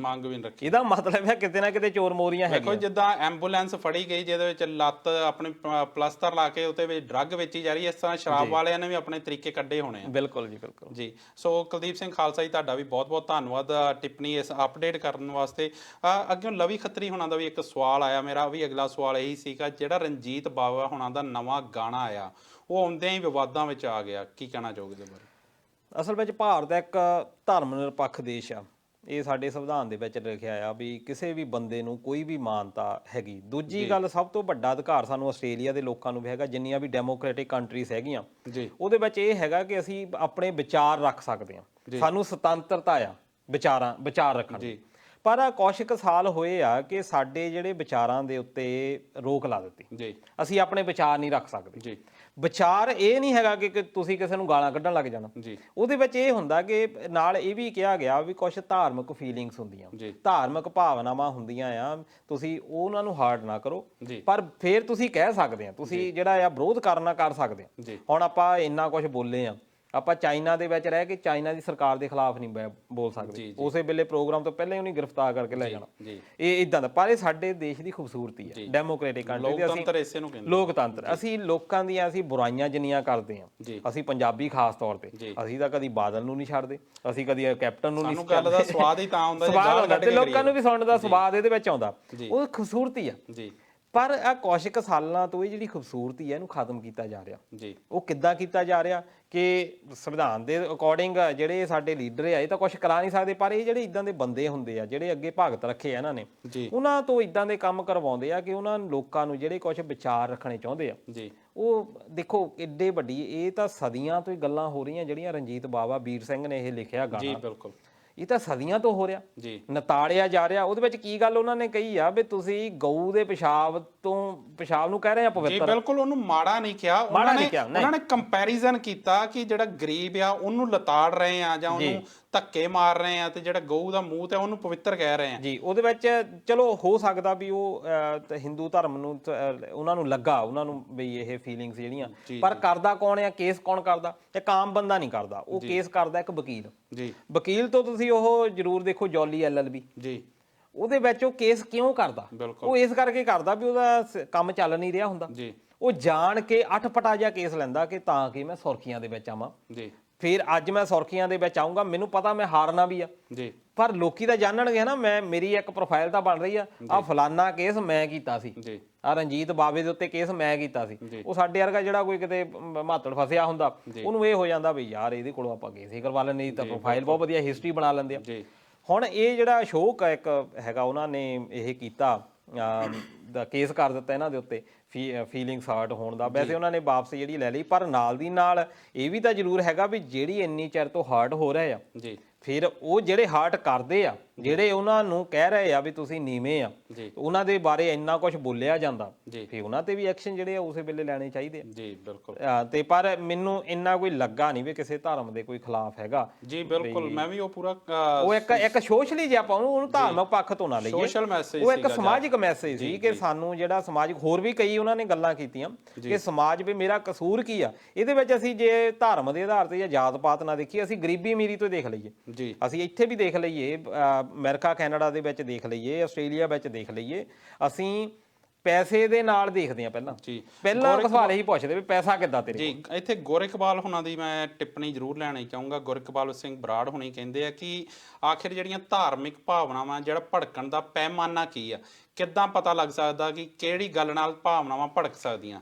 ਇਹ ਦੇਖੋ ਪੈਮਾਨਾ ਤਾਂ ਇਹ ਆ ਵੀ ਇਹਦਾ ਕੋਈ ਹੈ ਨਹੀਂ ਪੁਆਇੰਟ। ਇਹ ਤਾਂ ਹੁਣ ਦੇਖੋ ਵੀ ਗਊ ਦੇ ਪਿਸ਼ਾਬ ਤੋਂ ਲੈ ਕੇ ਕਿਸੇ ਵੀ ਹੱਦ ਤੱਕ ਜਾ ਸਕਦੇ ਹਨਾ, ਇਹਦਾ ਪੈਮਾਨਾ ਕੋਈ ਨਹੀਂ। ਇਹ ਹੈ ਕਿ ਸਿਰਫ ਇਹ ਦੱਸਣਾ ਹੀ ਹੁੰਦਾ, ਕਿਉਂਕਿ ਉਹ ਲਾਅ ਦੇ ਵਿੱਚ ਲਿਖਿਆ ਕਿ ਤੁਹਾਡੀਆਂ ਧਾਰਮਿਕ ਭਾਵਨਾਵਾਂ ਹਰਟ ਹੁੰਦੀਆਂ, ਉਹਦੇ ਵਿੱਚ ਕੋਈ ਖਾਸ ਐਕਸਪਲੇਨੇਸ਼ਨ ਨਹੀਂ ਦਿੱਤੀ ਗਈ। ਇਹ ਸਾਡਾ ਭਾਰਤ ਦੇਸ਼ ਮਹਾਨ ਹੈ, ਜਿੱਥੇ ਇੱਕ ਗਰੀਬ ਦੀ ਜਾਨ ਇਸ ਕਰਕੇ ਲਈ ਜਾਂਦੀ ਹੈ ਵੀ ਉਹਦੇ ਫ੍ਰਿਜ ਦੇ ਵਿੱਚ ਜਿਹੜਾ ਗਊ ਦਾ ਮਾਸ ਪਿਆ ਹੋ ਸਕਦਾ ਤੇ ਉੱਥੇ ਭਾਵਨਾਵਾਂ ਜਿਹੜੀਆਂ ਦੇਖੋ ਭੜਕ ਸਕਦੀਆਂ। ਕਿਸੇ ਵੀ ਭਾਰਤ ਦੇਸ਼ ਮਹਾਨ ਦੀ ਖੂਬਸੂਰਤੀ ਆ, ਸੋ ਇਹ ਚ ਪੈਮਾਨਾ ਸੈੱਟ ਨਹੀਂ ਕੀਤਾ ਜਾ ਸਕਦਾ। ਨਹੀਂ ਪੈਮਾਨਾ ਜਦੋਂ ਲਾਅ ਵਿੱਚ ਹੀ ਹੈ ਨਹੀਂ ਪੈਮਾਨਾ, ਫਿਰ ਆਪਾਂ ਕੌਣ ਹੁੰਦੇ ਆ? ਆਪਾਂ ਤੇ ਜੋ ਇੱਥੇ ਗੱਲਾਂ ਕਰ ਰਹੇ ਆ, ਆਪਾਂ ਉਹ ਇਹ ਕਹਿ ਰਹੇ ਆ ਵੀ ਆ ਇੱਕ ਢਾਂਚਾ ਬਣਾਇਆ ਹੋਇਆ, ਜਦੋਂ ਢਾਂਚੇ ਦੇ ਵਿੱਚ ਫਿੱਟੇ ਨਹੀਂ ਕੋਈ ਚੀਜ਼ ਆ ਰਹੀ, ਹਰ ਕੋਈ ਬੰਦਾ ਕਹਿ ਰਿਹਾ। ਹੁਣ ਉਹ ਜਿਹਨੇ ਕੀਤਾ ਸੀ ਉਹਦੇ ਉੱਤੇ ਇੱਕ ਹਰਗੁਣ ਹੁਣੀ ਹੈਗੇ ਆ, ਦੂਜੇ ਡਾਕਟਰ MBBS MSc ਸਰਜਰੀ ਦੇ ਹੈਗੇ ਆ, ਉਹਨਾਂ ਨੇ ਉਲਟਾ ਕੇਸ ਉਸ ਵਕੀਲ ਦੇ ਉੱਤੇ ਅੱਜ ਕਰ ਦਿੱਤਾ। ਉਹਨਾਂ ਨੇ ਕਿਹਾ, ਕਿਉਂਕਿ ਉਹ ਜਦੋਂ ਇੰਟਰਵਿਊ ਦੇ ਵਿੱਚ ਕਹਿ ਰਿਹਾ ਦੇਖੋ ਜੀ ਡਾਕਟਰ ਫੇਲ ਹੋ ਰਿਹਾ ਆ, ਕਰੋਨਾ ਡਾਕਟਰ ਤੋਂ ਠੀਕ ਹੀ ਨਹੀਂ ਹੋਣਾ, ਰੱਬ ਦੇ ਕੋਲੋਂ ਠੀਕ ਹੋਣਾ, ਇਹ ਰੱਬ ਦੇ ਆਸਰੇ ਉਹ ਕਹਿ ਰਿਹਾ। ਉਹਨੇ ਕਿਹਾ ਵੀ ਇਹ ਤਾਂ ਡਾਕਟਰਾਂ ਦੀ ਇਨਸਲਟ ਕਰ ਰਿਹਾ, ਅੱਜ ਉਹਨੇ ਵੀ ਕੇਸ ਕਰ ਦਿੱਤਾ ਹੈ ਉਸ ਵਕੀਲ ਦੇ ਉੱਤੇ। ਉਹ ਜਿੱਦਾਂ ਕਹਿ ਲਓ ਵੀ ਲੈਣੇ ਦੇ ਹੁਣ ਦੇਣੇ ਉਸ ਵਕੀਲ ਨੂੰ ਪੈ ਜਾਣੇ ਆ ਜੀ। ਬਿਲਕੁਲ। ਇੱਥੇ ਕੁਲਦੀਪ ਸਿੰਘ ਖਾਲਸਾ ਹੋਣਾ ਦੀ ਫਿਰ ਤੋਂ ਟਿੱਪਣੀ ਆਈ ਆ, ਉਹਨਾਂ ਨੇ ਵੀ ਇਹ ਕਿਹਾ ਕਿ ਜਿਹੜਾ ਰਣਜੀਤ ਬਾਵੇ ਦਾ ਗੀਤ ਤੇ ਜੋ ਧਰਮਾਂ ਵੱਲੋਂ ਕਮੈਂਟ ਕੀਤੇ ਗਏ ਉਹ ਠੀਕ ਹੈ। ਉਹਨਾਂ ਨੇ ਕੁਐਸਚਨ ਪੁੱਛਿਆ, ਉਹ ਠੀਕ ਹੈ ਜਾਂ ਨਹੀਂ? ਮੇਰੇ ਖਿਆਲ ਉਹਨਾਂ ਦਾ ਜਿਹੜਾ ਆਨਸਰ ਹੈ ਉਹ ਤੁਹਾਨੂੰ ਮਿਲ ਗਿਆ ਹੋਣਾ ਖਾਲਸਾ ਸਾਹਿਬ ਜੀ। ਦੇਖੋ ਕੁਐਸਚਨ ਜੇ ਪੁੱਛਦੇ ਆ, ਇਹਦੇ ਵਿੱਚ ਮੈਨੂੰ ਕਈ ਮੇਰੇ ਹਿੰਦੂ ਵੀਰ ਵੀ ਫਰੈਂਡ ਹੈਗੇ ਆ, ਉਹਨਾਂ ਨੇ ਕਿਹਾ ਵੀ ਸਾਡਾ ਜਿਹੜਾ ਇਹ ਧਰਮ ਆ, ਫਿਰ ਇਸ ਤਰੀਕੇ ਦੇ ਨਾਲ ਆਪਾਂ ਇਹ ਦੇਖ ਲਈਏ ਵੀ ਚਲੋ ਠੀਕ ਆ ਜੇ ਤੁਸੀਂ ਸਵਾਲ ਕੀਤੇ ਵੀ ਆ ਪਰ ਇੱਕ ਮਰਿਆਦਾ ਦੇ ਵਿੱਚ ਰਹਿ ਕੇ, ਕਿਉਂਕਿ ਜਦੋਂ ਅਸੀਂ ਸਵਾਲ ਪੁੱਛਾਂਗੇ ਉਹ ਤੋਂ ਘੱਟੋ ਘੱਟ ਸਾਨੂੰ ਆਸ ਹੈਗੀ ਆ ਵੀ ਇਹਦਾ ਕੋਈ ਆਨਸਰ ਸਹੀ ਮਿਲ ਸਕਦਾ। ਪਰ ਜਦੋਂ ਅਸੀਂ ਗਾਲ ਮਗਾਲੀ ਹੋ ਗਏ, ਜਦੋਂ ਅਸੀਂ ਇੱਕ ਹੇਟ ਭਾਵਨਾ ਕਰ ਦਿੱਤੀ, ਮੰਨ ਲਓ ਕਿ ਅੱਜ ਮੈਂ ਟੀਵੀ ਦੇ ਉੱਤੇ ਫੇਵਰ ਲੈ ਰਿਹਾ, ਮੈਂ ਹੁਣ ਰਣਜੀਤ ਬਾਵਾ ਦਾ ਫੇਵਰ ਲੈ ਰਿਹਾ, ਕੱਲ ਨੂੰ ਮੇਰੇ ਜਿਹੜੇ ਹਿੰਦੂ ਵੀਰ ਆ ਉਹ ਕਹਿਣਗੇ ਜੀ ਤੂੰ ਤਾਂ ਬਈ ਸਾਡੇ ਖਿਲਾਫ ਬੋਲਿਆ ਸੀ। ਇਦਾਂ ਨਹੀਂ, ਆਪਾਂ ਨੂੰ ਇੱਕ ਰਿਜ਼ਲਟ ਜਿਹੜਾ ਕੱਢਣਾ ਪੈਣਾ, ਕਿਉਂਕਿ ਆਪਾਂ ਇਕੱਠੇ ਰਹਿਣਾ। ਜੀ ਬਿਲਕੁਲ। ਹਾਂਜੀ, ਇੱਥੇ ਬਰਾੜ ਸਾਹਿਬ ਉਹਨਾਂ ਦੀ ਫਿਰ ਤੋਂ ਟਿੱਪਣੀ ਆਈ ਆ, ਉਹ ਕਹਿੰਦੇ ਕਿ ਜਦੋਂ ਜੇ ਕੋਈ ਪੈਮਾਨਾ ਹੀ ਨਹੀਂ ਜਾਂ ਰੂਲ ਹੀ ਕੋਈ ਸੈੱਟ ਨਹੀਂ ਕੀਤਾ ਗਿਆ ਤਾਂ ਕੋਈ ਵੀ ਕੱਲ ਨੂੰ ਕਿਸੇ ਵੀ ਗੱਲ ਤੋਂ ਕਹਿ ਸਕਦਾ ਕਿ ਮੇਰੀਆਂ ਭਾਵਨਾਵਾਂ ਭਟਕ ਗਈਆਂ। ਇਸ ਤੋਂ ਆਪਾਂ ਕਿਵੇਂ ਰੋਕ ਸਕਦੇ ਹਾਂ? ਇਹਨੂੰ ਡਿਸਾਈਡ ਕਰਨ ਦੇ ਲਈ ਜਿਹੜਾ ਆ ਕੋਰਟ ਬੈਠਾ, ਕੋਰਟ ਦੇ ਵਿੱਚ ਪ੍ਰੋਪਰ ਜਿਹੜੀ ਇਨਕੁਆਇਰੀ ਹੁੰਦੀ ਆ, ਉਹਦੇ ਲਈ ਇੱਕ ਨੈਤਿਕਤਾ ਵੀ ਹੈਗੀ ਆ ਹਨਾ। ਨੈਤਿਕਤਾ ਦੇ ਵਿੱਚ ਬਹੁਤ ਸਾਰੇ ਕੇਸ ਜਿਹੜੇ ਆ ਉਹ ਇਦਾਂ ਹੀ ਕਹੇ ਗਏ ਆ ਵੀ ਤੁਸੀਂ ਨਹੀਂ, ਇਦਾਂ ਦੀ ਕੋਈ ਗੱਲ ਨਹੀਂ ਹੋਈ। ਬਹੁਤ ਸਾਰੇ ਸੀਰੀਅਲ ਹੋਏ ਆ ਉਹਦੇ ਵਿੱਚ ਇਹ ਕਹਿ ਦਿੱਤਾ ਜਾਂਦਾ ਆ। ਸਿੱਖਾਂ ਵੱਲੋਂ ਬਹੁਤ ਲਾਇਆ ਜਾਂਦਾ, ਸਿੱਖਾਂ ਦੇ ਕੋਈ ਵੀ ਇੱਕ ਥੋੜੀ ਆ, ਇਹ ਤਾਂ ਚਲੋ ਹਿੰਦੂਆਂ ਦਾ ਹੁਣ ਆਪਾਂ ਗੱਲ ਕਰ ਰਹੇ ਆ, ਸਿੱਖਾਂ ਨੇ ਬਹੁਤ ਐਲੀਗੇਸ਼ਨ ਸਾਨੂੰ ਹੋ ਜਾਂਦਾ ਆ ਕਿ ਫਲਾਨੇ ਨੇ ਜਿਹੜਾ ਆ ਗੁਰੂਆਂ ਦੀ ਗੁਰਬਾਣੀ ਨੂੰ ਇਦਾਂ ਕੁਛ ਕਰਕੇ ਦੇਖਿਆ, ਉਹ ਸਾਡਾ ਹੋ ਗਿਆ, ਸਾਡੀ ਧਰਮ ਭਾਵਨਾ ਹੋਈ ਆ, ਜਾਂ ਗੁਰਦੁਆਰਾ ਸਾਹਿਬ ਦੇ ਬਾਰੇ ਕੁਝ ਬੋਲਿਆ, ਜਾਂ ਕਿਸੇ ਨੇ ਕੋਈ ਹੋਰ ਟਿੱਪਣੀ ਕੀਤੀ ਆ। ਇਸ ਕਰਕੇ ਇਹ ਆ ਕਿ ਇਹਨੇ ਕੋਰਟ ਨੇ ਡਿਸਾਈਡ ਕਰਨਾ। ਜੇ ਕੋਰਟ ਨੂੰ ਲੱਗਾ ਵੀ ਹਾਂ ਸੱਚਮੁੱਚ ਹੈਗਾ, ਪਰ ਮੈਨੂੰ ਲੱਗਦਾ ਨਹੀਂ ਵੀ ਇਹਦੇ ਵਿੱਚ ਕੋਈ ਮੰਨਣ ਵਾਲੀ ਦਲੀਲ ਆ। ਇਹਨੂੰ ਜਿਹੜੀ ਕੋਰਟ ਆ, ਜਾਨੀ ਜੋ ਮੈਨੂੰ ਲੱਗਦਾ ਕਿ ਇਹਨੂੰ ਇੱਕ ਸਮਾਜਿਕ ਪੱਖ ਤੋਂ ਲੈ ਕੇ ਜਿਹੜਾ ਚੱਲਣਾ ਪੈਣਾ ਉਹਨੂੰ, ਕਿ ਇਹਦੇ ਵਿੱਚ ਧਾਰਮਿਕ ਵਾਲਾ ਕੋਈ ਮਾਮਲਾ ਲੱਗਦਾ ਨਹੀਂ। ਜੀ ਬਿਲਕੁਲ, ਇਹਦਾ ਫੈਸਲਾ ਤਾਂ ਜੇ ਬਾਵੇ ਹੋਣੀ ਜਾਂ ਵੀਰ ਸਿੰਘ ਹੋਣੀ ਜਿਹੜੇ ਕਸੂਰਵਾਰ ਆ ਜਾਂ ਨਹੀਂ, ਇਹਦਾ ਫੈਸਲਾ ਤਾਂ ਕੋਰਟ ਕਰੂਗੀ। ਪਰ ਮੈਂ ਇਹਦੇ ਨਾਲ ਸਵਾਲ ਤੁਹਾਡੇ ਤੋਂ, ਆਪਣੇ ਦੋਸਤਾਂ ਤੋਂ ਵੀ ਜ਼ਰੂਰ ਪੁੱਛਣਾ ਚਾਹੂੰਗਾ ਕਿ ਉਹ ਕਿਸ ਪੱਖ ਨੂੰ ਸਹੀ ਮੰਨ ਰਹੇ ਆ, ਕਿ ਉਹ ਇਸ ਗਾਣੇ ਨੂੰ ਸਹੀ ਜਾਂ ਗਲਤ ਜੋ ਵੀ ਮੰਨ ਰਹੇ ਉਹਦੇ ਬਾਰੇ ਟਿੱਪਣੀਆਂ ਕਰਕੇ ਜ਼ਰੂਰ ਦੱਸਿਓ ਦੋਸਤੋ। ਸੋ ਦਲਜੀਤ ਜੀ, ਗਾਇਕਾਂ ਦੀ ਗੱਲ ਚੱਲੀ ਆ ਤੇ ਉਹ ਗੱਲ ਆਪਾਂ ਉਸ ਗਾਇਕ ਦੀ ਵੀ ਗੱਲ ਕਰਦੇ ਜਿਹੜਾ ਹਮੇਸ਼ਾ ਕਹਿੰਦਾ ਮੂਸੇ ਵਾਲਾ ਹੋਈ ਪਈ ਆ। ਹੁਣ ਸੰਗਰੂਰ ਪੁਲਿਸ ਨੇ ਵੀ ਸਿੱਧੂ ਸਾਹਿਬ ਦੀ ਚਰਚਾ ਕਰਾਈ ਆ, ਕੀ ਇਹ ਪੂਰਾ ਮਾਮਲਾ? ਦੇਖੋ, ਵੈਸੇ ਤਾਂ ਦੇਵ ਸਿੱਧੂ ਸਾਹਿਬ ਇਹ ਬੰਦੇ ਦੀ ਮੈਂ ਗੱਲੇ ਨਹੀਂ ਕਰਨੀ ਚਾਹੁੰਦਾ, ਪਰ ਹੁਣ ਤੁਸੀਂ ਚਲੋ ਸਵਾਲ ਕੀਤਾ, ਕਿਉਂਕਿ ਜਦੋਂ ਅਸੀਂ ਇਹਦਾ ਨਾਂ ਲੈਂਦੇ ਆ ਉਹਦੇ ਨਾਲ ਹੋਰ ਵੀ ਬੰਦੇ ਦੀ, ਚਾਰ ਬੰਦੇ ਜਿਹਨਾਂ ਨੂੰ ਨਹੀਂ ਪਤਾ ਹੁੰਦਾ, ਫਿਰ ਉਹਦੇ ਵਿੱਚ ਵੀ ਇੰਟਰਸਟ ਪੈਦਾ ਹੁੰਦਾ। ਪਰ ਇਹ ਨੋ ਡਾਊਟ ਗਾਉਂਦਾ ਵਧੀਆ, ਮੈਂ 2 ਗਾਣੇ ਇਹਦੇ ਸੁਣੇ ਆ, ਬੰਦੇ ਦੇ ਵਿੱਚ ਕਲਾਕਾਰੀ ਹੈਗੀ ਆ, ਟੈਲੈਂਟ ਹੈਗਾ, ਚਾਹੇ ਕਿਸੇ ਵੀ ਤਰੀਕੇ ਨਾਲ ਇੱਕ ਨਵਾਂ ਜਿਹਾ ਚੀਜ਼ ਪੇਸ਼ ਕੀਤੀ ਆ। ਪਰ ਬੁਰੀ ਗੱਲ ਇਹ ਆ ਕਿ ਇਹ ਹਮੇਸ਼ਾ ਵਿਵਾਦਾਂ 'ਚ ਰਹਿੰਦਾ, ਕਦੀ ਮੈਨੂੰ ਲੱਗਾ ਨਹੀਂ ਇਹ ਵਿਵਾਦ ਤੋਂ ਬਗੈਰ ਹੋਵੇ। ਪਹਿਲਾਂ ਵੀ ਗਵਈਏ ਹੁੰਦੇ ਸੀ, ਬਹੁਤ ਸਾਰੇ ਅਸੀਂ ਸਿੰਗਰ ਸੁਣਦੇ ਰਹੇ ਆ, ਹੁਣ ਤੱਕ ਬਹੁਤ ਸਾਰੇ ਸਿੰਗਰ ਸਾਡੇ ਫੇਵਰੇਟ ਵੀ ਹੋਏ ਆ, ਹੁਣ ਵੀ ਅਸੀਂ ਉਹਨਾਂ ਦੀਆਂ ਗੱਲਾਂ ਕਰਦੇ ਆ, ਪਰ ਕਦੀ ਇਦਾਂ ਦੀਆਂ ਗੱਲਾਂ ਨਹੀਂ ਉਹਨਾਂ ਨੇ ਸੁਣੀਆਂ ਵੀ ਫਲਾਣੇ ਗਾਇਕ ਲੜ ਪਏ, ਕੁਲਦੀਪ ਮਾਨ ਗੁਰਦਾਸ ਮਾਨ ਨੂੰ ਗਾਲਾਂ ਕੱਢ ਗਿਆ। ਇਹ ਤਾਂ ਮੇਰੇ ਖਿਆਲ ਨਵਾਂ ਟ੍ਰੈਂਡ ਚੱਲ ਗਿਆ ਕਿ ਜਦੋਂ ਲੱਗਦਾ ਕਿ ਇੰਸਟਾਗ੍ਰਾਮ ਤੇ ਫਾਲੋਅਰ ਘੱਟ ਜੁੜ ਰਹੇ ਆ, ਉਦੋਂ ਕਿਤੇ ਨਾ ਕਿਤੇ ਵਿਵਾਦ, ਪਿੱਛੇ ਐਲੀ ਮੰਗੜ ਤੇ ਰੰਧਾਵਾ ਜਿਹੜੇ ਭਰਾ ਆ ਉਹਨਾਂ ਦਾ ਵਿਵਾਦ, ਜਦੋਂ ਪੁਲਿਸ ਕੇਸ ਹੋਇਆ ਇੱਕ ਦੂਜੇ ਨੂੰ ਫੜਿਆ, ਉਸ ਤੋਂ ਬਾਅਦ ਫਿਰ ਕੋਈ ਗੱਲ ਹੀ ਨਹੀਂ ਸੁਣੀ ਉਹਨਾਂ ਬਾਰੇ, ਉਹ ਤੋਂ ਕੁਝ ਨਹੀਂ ਹੋਇਆ। ਤੇ ਉਸ ਤੋਂ ਬਾਅਦ ਹੁਣ ਇਹਨਾਂ ਨੇ ਵੀ ਇੱਕ ਸਿੰਘ ਫਸਾਏ ਹੋਏ ਆ ਉਹਦੇ ਬਰਾਊਨਸ ਬ੍ਰਦਰਸ ਦੇ ਨਾਲ, ਉਹ ਰੋਜ਼ ਹੀ ਲਾਈਵ ਹੋ ਜਾਂਦੇ ਆ। ਇਹਦੇ ਵਿੱਚ ਇਹ ਆ ਕਿ ਪਹਿਲਾਂ ਲੜਾਈਆਂ ਇਦਾਂ ਹੁੰਦੀਆਂ ਸੀ ਕਿ ਮੰਨ ਲਓ ਆਪਾਂ ਦੋਨੋਂ ਬੈਠੇ ਆ, ਆਪਣੀ ਕਿਸੇ ਚੀਜ਼ ਦੇ ਉੱਤੇ ਕੋਈ ਹੋ ਜਾਂਦੀ ਆ, ਮਤਭੇਦ ਹੋ ਜਾਂਦੇ ਆ, ਆਪਾਂ ਇੱਥੇ ਲੜਦੇ ਸੀ, ਫੇਸ ਟੂ ਫੇਸ ਲੜਦੇ ਸੀ, ਜਾਂ ਘਰਾਂ ਚੋਂ ਸੱਦਿਆ ਜਾਂਦਾ ਸੀ ਵੀ ਤੂੰ ਬਾਹਰ ਨਿਕਲ, ਇਹੀ ਕਿਹਾ ਜਾਂਦਾ ਸੀ। ਇਹ ਸਾਡੇ ਕਲਚਰ ਦੇ ਵਿੱਚ ਸੱਭਿਆਚਾਰ ਸੀ। ਅੱਜ ਕੱਲ੍ਹ ਸਾਡਾ ਸੱਭਿਆਚਾਰ ਕੀ ਬਣ ਗਿਆ? ਇਹਦੇ ਵਿੱਚ ਇਹ ਆ ਕਿ ਆਪਾਂ ਇੱਥੇ ਬੈਠੇ ਆ, ਮੈਂ ਤੁਹਾਨੂੰ ਇਹ ਕਹੂੰਗਾ ਵੀ ਦੇਵ ਸਿੱਧੂ ਸਾਹਿਬ ਘਰ ਚੱਲੋ, ਮੈਂ ਵੀ ਲਾਈਵ ਹੋਣਾ ਤੇ ਤੂੰ ਵੀ ਲਾਈਵ ਹੋ, ਆਪਾਂ ਫੇਰ ਤੈਨੂੰ ਮੈਂ ਦੱਸਦਾ ਮੈਂ ਕੌਣ ਆ। ਬਿਲਕੁਲ, ਸਾਡੀ ਲੜਾਈ ਇੱਥੇ ਹੋ ਗਈ। ਹੁਣ ਲੜਾਈ ਇਹ ਪੱਧਰ ਬਣ ਗਿਆ, ਇਹ ਪੈਮਾਨਾ ਸਾਡਾ ਬਣ ਗਿਆ, ਇਕਬਾਲ ਸਿੰਘ ਹੋਣਾ ਦੇ ਕਹਿਣਾ ਕਿ ਪੈਮਾਨਾ ਸਾਡਾ ਹੁਣ ਫੇਸਬੁੱਕ ਆ, ਅਸੀਂ ਸੈੱਟ ਕਰ ਲਿਆ ਕਿ ਸੋਸ਼ਲ ਮੀਡੀਆ ਦਾ ਜੀ। ਉਹਦੇ ਵਿੱਚ ਮੈਂ ਇੱਧਰ ਗਾਲਾਂ ਕੱਢੂੰਗਾ, ਉਧਰੋਂ ਦੇਵ ਸਿੱਧੂ ਸਾਹਿਬ ਕੱਢਣਗੇ, ਤੇ ਥਰਡ ਥੱਲੇ ਬੰਦੇ ਜਿਹੜੇ ਉਹ ਨਾਲੇ ਤੱਕ ਇੰਜੋਇਮੈਂਟ। ਇਸ ਵੇਲੇ ਲੋਕ ਬੜੇ ਖੁਸ਼ ਆ, ਖਾਸ ਤੌਰ ਤੇ ਘਰਾਂ ਦੇ ਵਿੱਚ ਬੈਠੇ ਆ, ਉਹ ਫਿਰ ਜਦੋਂ ਸਿੱਧੂ ਦੀ ਗੱਲ ਸੁਣਦੇ ਆ, ਕਿਉਂਕਿ ਸਾਡੇ ਵੀ ਭੋਲੇ ਆ ਲੋਕ, ਉਹ ਸਿੱਧੂ ਦੀ ਸੁਣਦੇ ਆ, ਉਹਨਾਂ ਨੂੰ ਕਿਉਂਕਿ ਵਿਚਲੀ ਦਾ ਗੱਲ ਕਿਸੇ ਨੂੰ ਵੀ ਨਹੀਂ ਪਤਾ, ਦੋਨੋਂ ਫਰੈਂਡ ਸੀ, ਫਰੈਂਡਸ ਲੜ ਪਏ। ਉਸ ਤੋਂ ਬਾਅਦ ਕੀ ਗੱਲਾਂ ਇਹਨਾਂ ਦੀਆਂ ਹੋਈਆਂ, ਬਾਅਦ ਵਿੱਚ ਲੱਸੀ ਰੋਟੀ ਸਾਰਾ ਕੁਝ ਗਣਾਤਾ। ਇਹ ਤੋਂ ਤੁਸੀਂ ਇੱਕ ਫਰੈਂਡਸ਼ਿਪ ਦਾ ਵੀ ਅੰਦਾਜ਼ਾ ਲਾਓ ਵੀ ਜਦੋਂ ਸਾਡੀ ਵਿਗੜਦੀ ਆ ਉਹ ਪੁਰਾਣਾ ਜਿਹੜਾ ਹੋ ਜਾਂਦਾ। ਪਰ ਜਿੱਥੇ ਤੱਕ ਮੈਨੂੰ ਲੱਗਦਾ ਵੀ ਜਿਹੜੀ ਤੁਸੀਂ ਸਵਾਲ ਕੀਤਾ ਵੀ ਇਹਨਾਂ ਉੱਤੇ ਕੇਸ 9 ਵਿਅਕਤੀਆਂ ਦੇ ਉੱਤੇ ਕੇਸ ਜਿਹੜਾ ਕੀਤਾ ਗਿਆ, ਇੱਕ ਪੁਲਿਸ ਦੇ ਨਾਲ ਜਾਰੀ ਤੇ ਦੁਸ਼ਮਣੀ, ਦੋਨੋਂ ਹੀ ਮਹਿੰਗੀ ਪੈਂਦੀ ਆ। ਇਹ ਗੱਲ ਮੈਂ ਉਦਣ ਵੀ ਕਹੀ ਸੀ ਜਿੱਦਣ ਇਹਨੇ ਜਿਹੜੇ ਗਿਆਨੀ ਬਲਦੇਵ ਸਿੰਘ ਹੋਣ ਵਾਲਾ ਇੱਕ ਗਾਣਾ ਪਾਇਆ ਸੀ, ਪਠਾਨਕੋਟ ਕੀ ਤਾਂ ਪੁਲਿਸ ਨੂੰ ਮਹਿੰਗੀ ਪੈ ਗਈ ਇਹਨਾਂ ਨਾਲ ਜਾਰੀ। ਨਹੀਂ, ਮੈਂ ਉਦਣ ਵੀ ਇਹੀ ਗੱਲ ਕਹੀ ਸੀ ਕਿ ਸ਼ਾਇਦ ਤੁਹਾਨੂੰ ਯਾਦ ਹੋਵੇ, ਇਹ ਮੈਨੂੰ ਲੱਗਦਾ 2 ਮਹੀਨੇ ਪਹਿਲਾਂ ਦੀ ਗੱਲ ਹੈ, ਜਦੋਂ ਪਹਿਲਾ ਕੇਸ ਪੰਜਾਬ ਦਾ ਆਇਆ ਸੀ, ਇਹਨੇ ਗਾਣਾ ਪਾਇਆ ਸੀ ਉਹਦੇ ਖਿਲਾਫ, ਉਹ ਗੁਰਬਖਸ਼ ਸਿੰਘ ਨਾਂ ਉਹਦਾ ਬਦਲ ਕੇ, ਬਾਕੀ ਸਾਰੀਆਂ ਫੋਟੋਆਂ ਉਹ ਪਾਈਆਂ। ਉਦੋਂ ਵੀ ਤੁਹਾਨੂੰ ਮੈਂ ਇਹੀ ਗੱਲ ਕਹੀ ਸੀ ਕਿ ਇਹਨੂੰ ਮਹਿੰਗਾ ਪੈਣਾ ਪੁਲਿਸ ਦੇ ਨਾਲ ਜਾਰੀ ਤੇ ਦੁਸ਼ਮਣੀ। ਦੂਜੀ ਗੱਲ ਇਹ ਆ, ਇਹ ਵੀ ਨਾਲ ਮੈਂ ਕਿਹਾ ਸੀ ਕਿ ਪੁਲਿਸ ਵਾਲਿਆਂ ਨੂੰ ਵੀ ਸਮਝ ਲੈਣਾ ਚਾਹੀਦਾ ਵੀ ਜਿਹੜੇ ਵੀ ਬੰਦੇ ਹਨਾ ਇਹਦੇ ਨਾਲ ਰਹੇ ਆ, ਉਹ ਏਦਾਂ ਹੀ ਬਾਅਦ ਦੇ ਵਿੱਚ ਟੁੱਟੇ ਹੀ ਆ ਇਹਦੇ ਨਾਲ। ਤੇ ਹੁਣ ਇਹ ਪੁਲਿਸ ਨੂੰ ਫੇਰ ਕੱਲਾ ਇਹਦੇ ਤੋਂ ਹੀ ਨਹੀਂ, ਕੱਲਾ ਇਹਦੇ ਨਾਲ ਹੀ ਨਹੀਂ, ਹੋਰ ਵੀ ਬਹੁਤ ਸਾਰੇ ਗਾਇਕਾਂ ਦੀਆਂ ਤੁਸੀਂ ਸਟੇਜਸ ਦੇਖ ਲਿਓ, ਮੋਹਰੇ SSP ਰੈਂਕ ਦੇ, DSP ਰੈਂਕ ਦੇ ਐ ਲੱਤਾਂ ਰੱਖ ਕੇ ਇਦਾਂ ਬੈਠੇ ਹੁੰਦੇ ਆ। ਬਹੁਤ ਸਾਰੀਆਂ ਸਟੇਜਸ ਮੈਂ ਇਦਾਂ ਦੀਆਂ ਦੇਖੀਆਂ ਜਿੱਥੇ ਸਪੈਸ਼ਲ ਉਹਨਾਂ ਨੂੰ ਆਨਰ ਦਿੱਤਾ ਜਾਂਦਾ ਪੁਲਿਸ ਵਾਲਿਆਂ ਨੂੰ। ਪੁਲਿਸ ਵਾਲੇ ਫੋਟੋਆਂ ਪਾਉਂਦੇ ਆ ਕਿ ਫਲਾਨਾ ਗਵਈਆ ਜਿਹੜਾ ਸਾਡਾ ਦੋਸਤ ਆ, ਇਹ ਮਾਣ ਮਹਿਸੂਸ ਕਰਦੇ ਆ। ਇੱਕ ਇਹ ਤੁਹਾਡੇ ਵਿੱਚ ਟੈਲੈਂਟ ਆ, ਜਿੱਦਾਂ ਇੱਕ ਮਜ਼ਦੂਰ ਦੇ ਕੋਲ ਜਾਂ ਇੱਕ ਰਾਜ ਮਿਸਤਰੀ ਆ, ਉਹ ਘਰ ਬਣਾਉਣ ਦਾ ਉਹਦੇ ਵਿੱਚ ਟੈਲੈਂਟ ਆ, ਇਦਾਂ ਹੀ ਇੱਕ ਗਵਈਏ ਦੇ ਵਿੱਚ ਵੀ ਟੈਲੈਂਟ ਆ।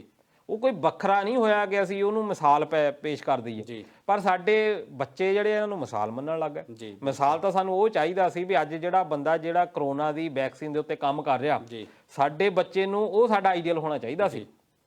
ਮੇਰੇ ਖਿਆਲ ਗਾਇਕਾਂ ਦੇ ਜਿਹੜੇ ਆ ਉਹ ਟੈਟੂ ਬਣਨ ਲੱਗ ਪਏ ਆ, ਜਿਹੜੇ ਆਮ ਆਪਣਾ ਯੂਥ ਆ ਉਹ ਹੁਣ ਟੈਟੂ ਬਣਾਉਂਦਾ ਆ ਗਾਇਕਾਂ ਦਾ। ਮੇਰੇ ਖਿਆਲ ਮੈਂ ਭਗਤ ਸਿੰਘ ਦੇ ਉਹਨੇ ਟੈਟੂ ਨਹੀਂ ਵੇਖੇ ਜਿੰਨੇ ਮੈਂ ਮੂਸੇਵਾਲਾ ਦੇ ਤਾਂ ਜਾਂ ਬੱਬੂ ਮਾਨ ਸਾਹਿਬ ਦੇ, ਇਹਨਾਂ ਸਾਰਿਆਂ ਦੇ ਟੈਟੂ ਪਹਿਲਾਂ ਇਹਨਾਂ ਦਾ ਆਪਸ ਵਿੱਚ ਵੀ ਕਾਫੀ ਇਹੀ ਹੋ ਗਿਆ ਵੀ ਮੇਰੇ ਫੈਨ ਜ਼ਿਆਦਾ ਆ, ਮੇਰੇ ਫੈਨ ਜ਼ਿਆਦਾ। ਪਰ ਇਹ 9 ਵਿਅਕਤੀਆਂ ਤੇ ਹੋਇਆ ਵੀ ਅਸੀਂ ਅਸਲਾ ਜਿਹੜਾ ਚਲਾ ਰਹੇ ਸੀ DSP ਦੇ ਅਲਾਉਡ ਕੀਤਾ। ਇੱਕ ਵਿੱਚ ਲੂਪ ਹੋਲ ਹੋਰ ਵੀ ਅੱਜ ਨਿਕਲਿਆ ਕਿ ਇੱਕ ਗਗਨਦੀਪ ਸਿੰਘ ਛਪਾਈ ਜਿਹੜਾ ਕਿ ਉਸ ਵੇਲੇ ਉੱਥੇ ਪੁਲਿਸ ਚਲਾ ਰਿਹਾ ਸੀ ਗੋਲੀ, ਇੱਕ ਤਾਂ ਧਨੌਲੇ ਦੇ ਵਿੱਚ ਇਹਨਾਂ ਦਾ ਕੇਸ ਬਰਨਾਲੇ ਦੇ ਧਨੌਲੇ ਦੇ ਵਿੱਚ ਹੋਇਆ, ਤੇ ਦੂਜਾ ਹੁਣ ਧੂਰੀ ਦੇ ਵਿੱਚ ਵੀ ਹੋਇਆ ਕਿ ਜਿਹੜਾ ਗਗਨਦੀਪ ਆ ਉਹ ਡਿਊਟੀ ਤਾਂ ਕਰ ਰਿਹਾ ਆ ਉੱਥੇ ਧੂਰੀ, ਤੇ ਜਾ ਕੇ ਗਨਮੈਨ ਦੇ ਤੌਰ ਦੇ ਉੱਤੇ ਦਲਜੀਤ ਸਿੰਘ ਵਿਰਕ ਜਿਹੜਾ ਕਿ DSP ਆ ਉਹਦੇ ਗਨਮੈਨ ਦੇ ਤੌਰ ਤੇ ਉੱਥੇ ਭੇਜਿਆ ਆ। ਇੱਕ ਭਿੰਡਰ ਸਾਹਿਬ ਹੈਗੇ ਆ ਇੰਸਪੈਕਟਰ, ਉਹਨਾਂ ਨੇ ਉੱਥੇ ਭੇਜਿਆ ਆ, ਤੇ ਉੱਪਰਲੇ ਅਫਸਰਾਂ ਨੂੰ ਪਤਾ ਹੀ ਨਹੀਂ। ਉੱਪਰਲੇ ਅਫਸਰਾਂ ਨੇ ਡਿਊਟੀ ਕਿਤੇ ਹੋਰ ਭੇਜਿਆ ਗਗਨਦੀਪ ਨੂੰ, ਤੇ ਇਹ ਜਾ ਕੇ 3 ਮਹੀਨਿਆਂ ਤੋਂ ਉੱਥੇ ਰਿਹਾ। ਤੇ ਹੁਣ ਜਿਹੜਾ ਹਾਈ ਕਮਾਂਡ ਹੈਗੀ ਉੱਥੇ ਦੀ, ਜਾਂ ਜਿਹੜੇ ਉੱਚ ਪੱਧਰੀ ਜਿਹੜੇ ਹੈਗੇ ਅਫਸਰ, ਉਹਨਾਂ ਨੇ ਕਿਹਾ ਵੀ 1,70,000 ਰੁਪਈਆ ਜਿਹੜੀ ਉਹਦੀ ਤਨਖਾਹ ਬਣੀ ਆ ਜਿੰਨਾ ਚਿਰ ਤੱਕ ਇਹ ਉਹਦਾ ਗਨਮੈਨ ਦੇ ਤੌਰ ਤੇ ਕੰਮ ਕੀਤਾ, ਵੀ ਜਿਹੜਾ ਇੰਸਪੈਕਟਰ ਇਹਨੂੰ ਭੇਜਦਾ ਸੀ ਉਹਦੇ ਕੋਲ, ਵੀ ਉਹਨੂੰ ਜਿਹੜਾ ਪੇ ਕਰਨੇ ਪੈਣੇ ਆ 1,70,000। ਦੂਜੀ ਆ ਕਿ ਸਾਡੇ ਦੋਸਤਾਂ ਨੇ ਵੈਸੇ ਜਿਹੜੇ ਤਾਂ ਮੇਰੀ ਉਮਰ ਦੇ ਹੋਣੇ ਆ, ਉਹਨਾਂ ਨੇ ਦੇਖਿਆ ਹੋਣਾ ਵੀ ਇੱਕ ਯੁੱਗ ਪਲਟਾਊ ਫਿਲਮ ਹੀ ਮੈਂ ਕਹਿ ਸਕਦਾ ਵੀ ਜਿਸ ਵੇਲੇ ਫਿਲਮਾਂ ਦਾ ਮਿਆਰ ਬਹੁਤ ਡਿੱਗ ਗਿਆ ਸੀ ਪੰਜਾਬੀ ਫਿਲਮਾਂ ਦਾ, ਜਦੋਂ ਗੜਾਸੇ ਤੇ ਅਸੀਂ ਰੋਟੀ ਰੱਖ ਕੇ ਖਾਣ ਲੱਗ ਗਏ ਸੀ, ਉਸ ਵੇਲੇ ਇੱਕ ਫਿਲਮ ਆਈ ਸੀ ਮਾਹੌਲ ਠੀਕ ਹੈ, ਜਿਹਨੇ ਇੱਕ ਪੰਜਾਬੀ ਇੰਡਸਟਰੀ ਦੇ ਵਿੱਚ ਇੱਕ ਚੇਂਜ ਲਿਆਂਦੀ।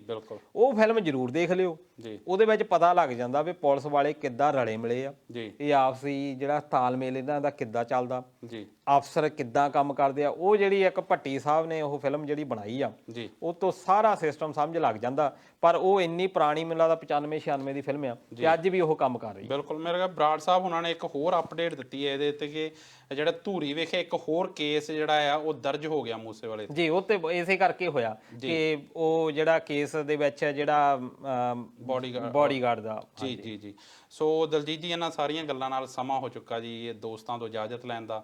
ਤੁਸੀਂ ਆਏ, ਇਹ ਜਾਣਕਾਰੀਆਂ ਸਾਡੇ ਨਾਲ ਸਾਂਝੀਆਂ ਕੀਤੀਆਂ, ਉਹਦੇ ਲਈ ਬਹੁਤ ਬਹੁਤ ਧੰਨਵਾਦ। ਮਿਲਦੇ ਹਾਂ ਅਗਲੇ ਹਫਤੇ। ਦੋਸਤੋ, ਉਮੀਦ ਕਰਦੇ ਹਾਂ ਤੁਹਾਨੂੰ ਸਾਡਾ ਪ੍ਰੋਗਰਾਮ ਪਸੰਦ ਆਇਆ ਹੋਵੇਗਾ। ਜੇ ਪ੍ਰੋਗਰਾਮ ਚੰਗਾ ਲੱਗਿਆ ਤੇ ਅੱਗੇ ਸਾਂਝਾ ਜ਼ਰੂਰ ਕਰਿਓ, ਤੇ ਹਮੇਸ਼ਾ ਦੀ ਤਰ੍ਹਾਂ ਇਸੇ ਤਰ੍ਹਾਂ ਟਿੱਪਣੀਆਂ ਸਵਾਲ ਭੇਜਦੇ ਰਿਹਾ ਕਰੋ। ਉਹਨਾਂ ਲਈ ਬਹੁਤ ਬਹੁਤ ਧੰਨਵਾਦ। ਜਿੰਨੇ ਵੀ ਦੋਸਤਾਂ ਨੇ ਆਪਣੀਆਂ ਟਿੱਪਣੀਆਂ, ਆਪਣੇ ਸਵਾਲ ਭੇਜੇ, ਉਹਨਾਂ ਲਈ ਬਹੁਤ ਬਹੁਤ ਧੰਨਵਾਦ। ਤੇ ਜੇਕਰ ਕੋਈ ਟਿੱਪਣੀ, ਕੋਈ ਸਵਾਲ ਰਹਿ ਗਿਆ ਹੋਵੇ ਤਾਂ ਉਹਨਾਂ ਲਈ ਹੱਥ ਜੋੜ ਕੇ ਮਾਫੀ। ਹੁਣ ਦਿਓ ਇਜਾਜ਼ਤ, ਮਿਲਦੇ ਹਾਂ ਅਗਲੇ ਹਫਤੇ। ਤਦ ਤੱਕ ਲਈ ਪਿਆਰ ਭਰੀ ਸਤਿ ਸ਼੍ਰੀ ਅਕਾਲ। ਸਤਿ ਸ਼੍ਰੀ ਅਕਾਲ।